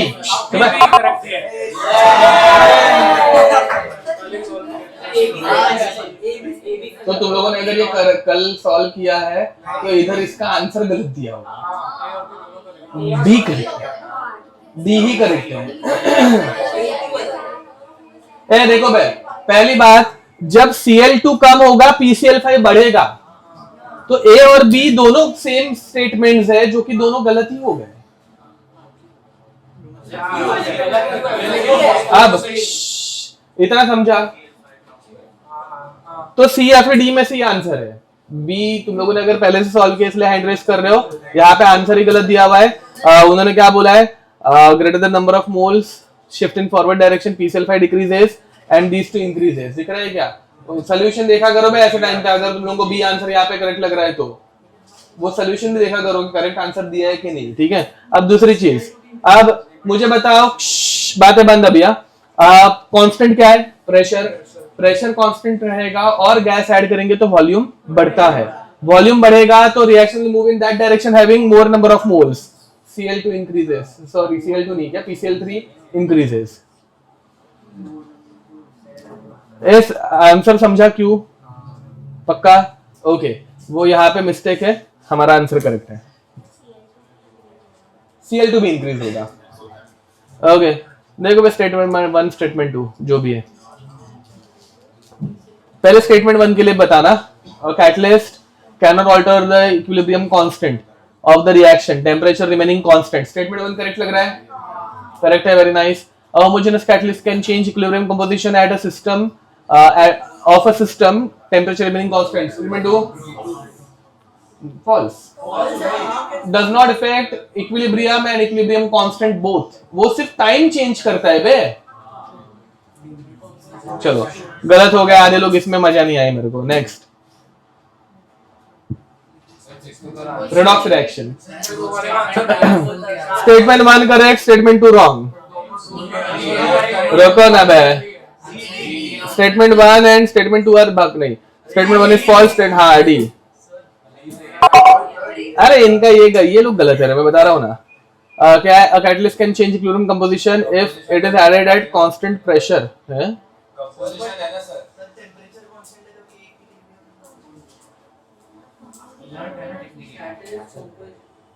At constant pressure, at constant pressure, pressure अगर constant है तो कैटलिस्ट ऐड करने से नहीं, वो ये बोल रहे हैं। ओके, उन्होंने कांस्टेंट प्रेशर यहाँ पे मेंशन नहीं किया है ना, but catalyst is acting as a inert substance over here. At constant pressure catalyst add करने से, मतलब जैसे कि ये NO2 गैस सॉरी, और इसमें लेड चेंबर प्रोसेस में NO गैस करके ऐड की जाती है। तो यहाँ पे NO गैस जो कैटलिस्ट है, catalyst does not participate in the reaction. तो कांस्टेंट प्रेशर पे जब NO गैस ऐड करेंगे, मतलब कोई कैटलिस्ट ऐड करेंगे, तो वॉल्यूम बढ़ेगा, एंड वॉल्यूम बढ़ने की वजह से इक्विलिब्रियम शिफ्ट हो रहा है, तो उनको क्या नहीं होता, वही तो मैं बोल रहा हूँ। ए सुनो बे, यहाँ पे they are talking about some, but ये मतलब टेक्निकली गलत है बे, मतलब टेक्निकली गलत है, मतलब उन्होंने जो स्टेटमेंट दिया है ना, वो स्टेटमेंट वाइज स्टेटमेंट 2 गलत ही है। हम लोगों को प्रेशर कंसिडर करने उन्होंने बोला ही नहीं है, ठीक है, बट वो प्रेशर बीच में घुसेड़ रहा है ना बे, स्टेटमेंट तो लिमिटेड था, हम लोग थोड़ी ना उसको ज्यादा सोचेंगे, ज्यादा सोच के अगर गलत आ गया तो वैसा ही करना था। ठीक है, स्टेटमेंट टेम्परेचर रिमेनिंग कांस्टेंट। हाँ, तो अब यहाँ पे ये ऐसा कुछ SO2 gas plus O2 gas giving us 2SO3, ठीक है, गैस। अब यहाँ पे इसमें तुम लोग कैटलिस्ट ऐड करोगे, अगर इसका कैटलिस्ट क्या रहता है बे? V2O5। सॉलिड का कुछ ज्यादा वॉल्यूम चेंज होता है क्या? नहीं, तो कंपोजिशन वैसे के वैसे रहेगा, बट इसमें और एक कैटलिस्ट यूज होता है NO, इसे लेड चेंबर प्रोसेस बोलते हैं। जब NO यूज होता है तो लेड चेंबर प्रोसेस, V2O5 जब यूज होता है तो कांटेक्ट प्रोसेस। अब यहाँ पे NO will act as a inert gas जो रिएक्ट कर रहा है क्या? नहीं, ये समझ में आ रहा है कुछ? Catalyst increases rate of forward reaction, sorry rate of reaction without taking part in the reaction, ऐसा कुछ डेफिनेशन है, वो भी गलत है। कैटलिस्ट एग्जैक्टली क्या करते हैं हम लोग आगे जाके पढ़ेंगे, बट स्टिल अभी के लिए ये इनर्ट है, तो इसके एडिशन की वजह से वॉल्यूम क्या होगा? बढ़ेगा। ऐड किया ना इसको, तो वॉल्यूम बढ़ेगा, वॉल्यूम बढ़ेगा तो reaction will go in that direction having, तो बैकवर्ड में जाएगा। वो वैसे बोल रहे हैं एट कांस्टेंट प्रेशर, बट उन्होंने वो स्टेटमेंट में भी मेंशन करना चाहिए, तो ये मतलब देखा जाए तो टेक्निकली गलत है। समझ में आ रहा है? टेम्परेचर कांस्टेंट है तो प्रेशर चेंज होना चाहिए ऐसे, मतलब हाँ, बट वो अब उसमें नहीं, हाँ नहीं, वॉल्यूम इंक्रीज हो रहा है तो प्रेशर कांस्टेंट हो गया, हाँ। अच्छा, टेम्परेचर कांस्टेंट है तो प्रेशर भी कांस्टेंट पकड़ना पड़ेगा, वैसा तुम बोल रहे हो, हाँ। तो वही मतलब वो उतना ब्रॉड हमने उनको, और दूसरी बात अगर कैटलिस्ट V2O5 जैसा है तो कुछ फर्क ही नहीं पड़ता। एनो बहुत स्पेसिफिक हो रहा है ना वो, मतलब वो एक स्टेटमेंट पे से इतना स्पेसिफिकली हम लोग थोड़ी ना सोचते हैं वैसा, बट ठीक है चलो, तो करेक्ट बोल रहे हैं वो। ठीक है, हाँ हाँ, मतलब product upon reactant, concentration of product and concentration of reactant, वैसा। तो वो डायरेक्शन चेंज होगी तो कंपोजिशन चेंज होगा। अभी जैसे बताया बैकवर्ड में जाएगा तो रिएक्टेंट बढ़ेगा, प्रोडक्ट कम होगा, कंपोजिशन चेंज हो गया, ये समझे? नेक्स्ट, ओके, हाँ हाँ, ओ हाँ, होमोजेनस दिया है ना बे, मतलब वही NO गैस है, V2O5 सॉलिड हो जाता है तो वो हेट्रोजेनस है। उन्होंने थोड़ा सा वो हिंट मेंशन की हुई है, ओके। वो ज्यादा सोचना है, ज्यादा ही सोचना था इसमें। ये समझ में आ रहा है क्या? होमोजेनस कैटलिस्ट, गैस गैस में मिक्स हो जाती है, होमोजेनाइज हो जाती है, बट जब सॉलिड यूज करते हैं तो गैस और सॉलिड मिक्स नहीं हो पाता, हेट्रोजेनस है। तो V2O5 जैसा जो हेट्रोजेनस कैटलिस्ट है उसमें वो अप्लाई नहीं होगा, बट NO जैसा होमोजेनस उन्होंने मेंशन किया था, वो वर्ड मतलब ज्यादा सीरियसली हम लोगों ने लिया नहीं। नहीं वही वाला नहीं, मतलब दूसरा कोई याद करो, मुझे जस्ट वो क्लिक हुआ इसलिए मैंने बता दिया, बट वो बहुत कॉमन है, वो आगे जाके हम लोग पढ़ेंगे भी। नेक्स्ट लिखो बे, देखो क्या बोल रहे हो, करो ये रेडॉक्स रिएक्शन है, रेडॉक्स में पढ़ाया था, equilibrium is shifted to right in, हाँ ये ABCD पढ़ाया था, A में D डाइक्रोमेट एंड B में क्रोमेट। समझ में आ रही है? तुम लोगों ने सारे क्वेश्चन पहले से सॉल्व कर लिए क्या? मैं स्टेटमेंट वाले करने नहीं बोला था। फर्स्ट 45 नहीं, 45 न्यूमेरिकल्स बोले थे मैंने 45 न्यूमेरिकल्स बोले थे ना, हाँ हाँ, एनी 45 न्यूमेरिकल्स। थियरी पढ़ाना बाकी है, थियरी नेक्स्ट लेक्चर में पढ़ाऊंगा, 45 न्यूमेरिकल्स करके आओ। तुम लोगों को न्यूमेरिकल समझ में नहीं, जिसमें ना जो मैथ्स रहता है ना, मैथ्स, उन्हें न्यूमेरिकल्स बोलते हैं। इसमें मैथ्स दिख रहा है तुम लोगों को? हाँ क्या तुम्हें क्या होगा भाई? तो इसलिए मुझे लगा ही कि तुम लोग, मतलब मैंने ना फिर भी नहीं, मैं तुम लोगों से ज्यादा एक्सपेक्टेशन रखता हूं लगता है। मैंने विले पार्ले में क्लियर कट बोला कि न्यूमेरिकल्स सॉल्व करना है, फिर मैंने बताया उनको न्यूमेरिकल्स क्या रहते पता है, जिसमें मैथ्स आता है। तुम लोगों को बताना रहेगा सालों, तुम लोगों को ज्यादा होशियार समझने लगता है मैंने। चलो मूड खराब कर रहे थे साले। अब ये देखो, using Le Chatter's principle, which of the following will not disturb the equilibrium? Will not, हाँ will not, not देखो not, ठीक है। चलो ऑप्शन ए,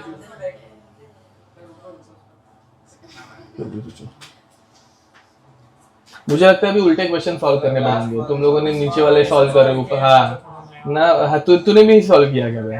तुझे भी न्यूमेरिकल नहीं समझा? अब हाँ क्या क्या ब्लास्ट फर्नेस का? नहीं कुछ नहीं, वो नहीं, वो सिर्फ मतलब जो फर्नेस में हीट करते हैं उसको, उसका नाम ब्लास्ट फर्नेस है बस, मतलब जिस अवन में हीट करते हैं वैसा। ओके, अब देखो भाई, बताओ option A, option B, option C ना, सी सॉलिड। समझ में आ रहा है? सॉलिड के एडिशन या फिर रिमूवल से ज्यादा कुछ फर्क पड़ेगा क्या? नहीं। अभी थोड़ी देर पहले जैसे हम लोगों ने V2O5 के लिए देखा था, वो सॉलिड रहेगा तो कुछ फर्क नहीं पड़ता, वैसा ही है। ठीक है, चलो इसको उल्टा सॉल्व करते हैं।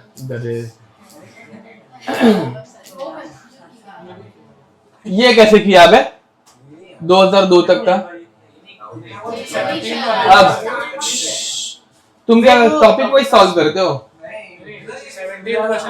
टॉपिक वाइज में 17th है, हाँ क्या? अच्छा और एक है, ओके चलो ठीक है। अब change in volume of a system does not alter the number of moles in which of the following equilibria. ठीक है, देखो बे, सोचो, फिर बाद में हम लोग डिस्कस करते हैं, पहले ये देख लो क्वेश्चन एंड ऑप्शंस। ठीक है, पूछो। ए भाई रुकना भाई, तुझे नहीं समझ में आता। इधर तेरा आवाज मतलब कैसा है पता है, ऐसे मतलब समझ में आ जाए, मैंने बहुत बार बोल दिया है। चलो, ऑप्शन ए, मूड खराब कर देता है साला। Option B, option C, option D. ठीक है, क्यों बे?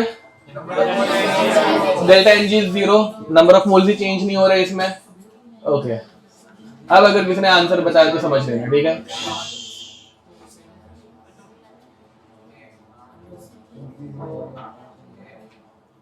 सेम ही क्वेश्चन है साला।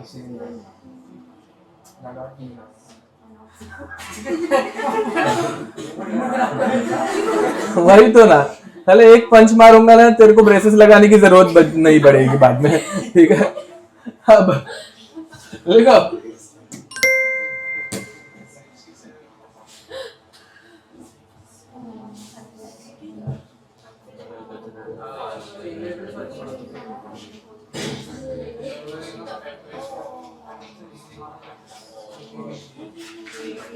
मतलब 110 में से 17 क्वेश्चन इसके ऊपर ही आए हुए हैं, तो अच्छा खासा वेटेज होल्ड करता है, मतलब एक 15% तो कर रहा है।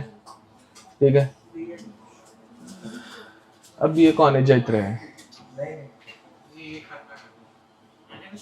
नहीं, इसका आवाज नहीं था, जैत्र का ही आवाज था। हाँ, तेरे बाल ऐसे खींचूंगा कि स्ट्रेट हो जाएंगे साले।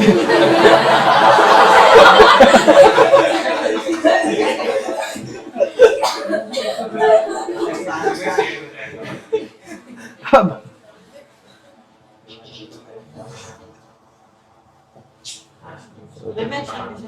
चलो, ऑप्शन ए, इसका आंसर मैंने सोचा नहीं, रुको एक मिनट, सोचने दो। क्या है, फॉरवर्ड है ना बे? हाँ ठीक है।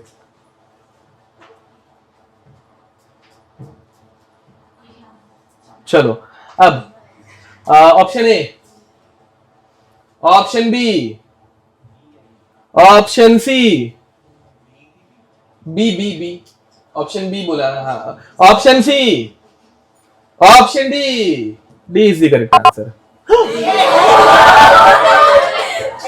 अरे सॉरी यार, अरे okay, change in number of moles कम हो रहा है। हाँ okay, increasing pressure, yes. Shit, अब ये सालो, ये क्या आ रहा है? The schematic plot of this versus for a reaction is shown below.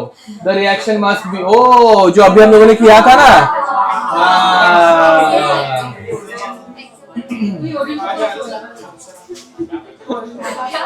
क्या फालतू लॉजिक, बट करेक्ट आंसर है, बट स्टिल कुछ भी। ए, ये देख लिया? चलो मैं थोड़ा सा जूम आउट कर लेता हूँ। ये ग्राफ किसके लिए करेक्ट है? ए, नोट्स मत देखो बे सालो,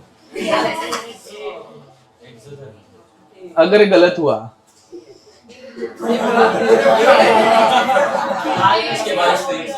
यही पढ़ाया है, अभी जस्ट पढ़ाया हुआ है।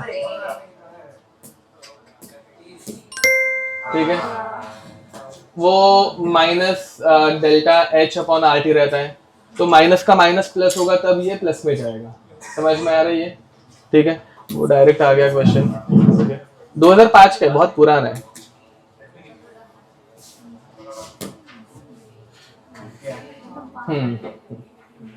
चलो, बिना बातें किए सोचो।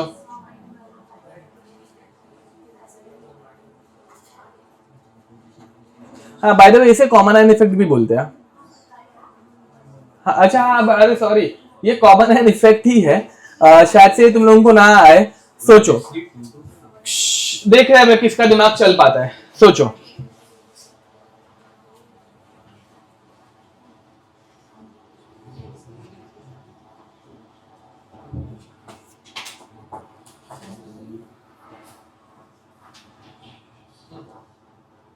आ रहा है किसी को आंसर? एक्चुअली इसमें दो कॉन्सेप्ट्स हैं। जो हम लोग आयन, ये आयनिक इक्विलिब्रियम का है भाई, आयन्स आ गए ना इसमें, ये आयनिक इक्विलिब्रियम का है जिसे कॉमन आयन इफेक्ट भी बोलते हैं, जो हम लोग पढ़ेंगे बाद में, बट स्टिल चलो। क्या भाई तुम लोगों की क्या दिक्कत क्या रहती है वैसे? चलो option A, option B, option C, option D. Okay, अब बी एंड डी में रुका। हाँ भाई बस आता हूँ मैं बाहर, मतलब यहाँ पे मैं आता हूँ, वहां पे आऊँ क्या? रुको, वो ऊपर, आप वहां पे ऊपर हो या?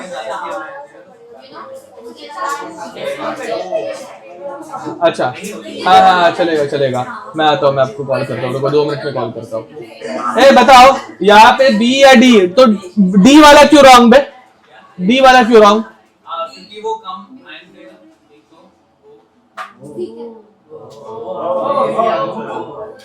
पहले मुझे एक बार सोचने दो। ओके हाँ, तो ये एक्चुअली थोड़ा सा बाद में NH4 है ना, हाँ ठीक है। हाँ देखो भाई, ये आगे चल में पढ़ाऊंगा, बड़ी NH4 जो है ना पानी के साथ कंबाइन होकर अमोनिया बनाते हैं वापस, अमोनिया जो है वापस इसको आगे लेके जाएगा। एक्चुअली कम आयन नहीं, ये दोनों के दोनों जो है ना वो NH4Cl, ये भी Cl- देगा। तुम लोगों को समझ में आ रहा है? Cl- NaCl Cl- देगा, Cl- बढ़ेगा तो रिएक्शन पीछे जाएगी, AgCl बनेगा। NH4Cl भी Cl- देगा जो वापस इसको पीछे लेके जा सकता है, बट NH4 जो है वो वापस NH3 बनाता है पानी के साथ, जो अगले चैप्टर में पढ़ाऊंगा, ठीक है? तो बी डी दोनों वैसे करेक्ट है, बट बी एग्जैक्टली करेक्ट है।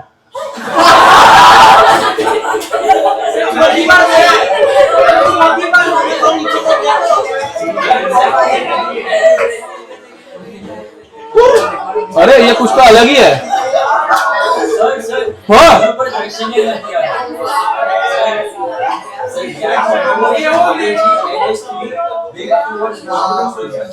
नहीं भाई, गलत है ये, गलत है। हाँ नहीं क्या नंबर? ऊपर देखो, रिएक्शन देखो, कौन सी? देखो सर 3 2 2 ऐसे। नहीं उससे कुछ फर्क नहीं पड़ता। नहीं भाई, ये गूगल करना, बहुत पुराना क्वेश्चन, नहीं 2014 की है, कुछ भी है भैया, ये गलत है।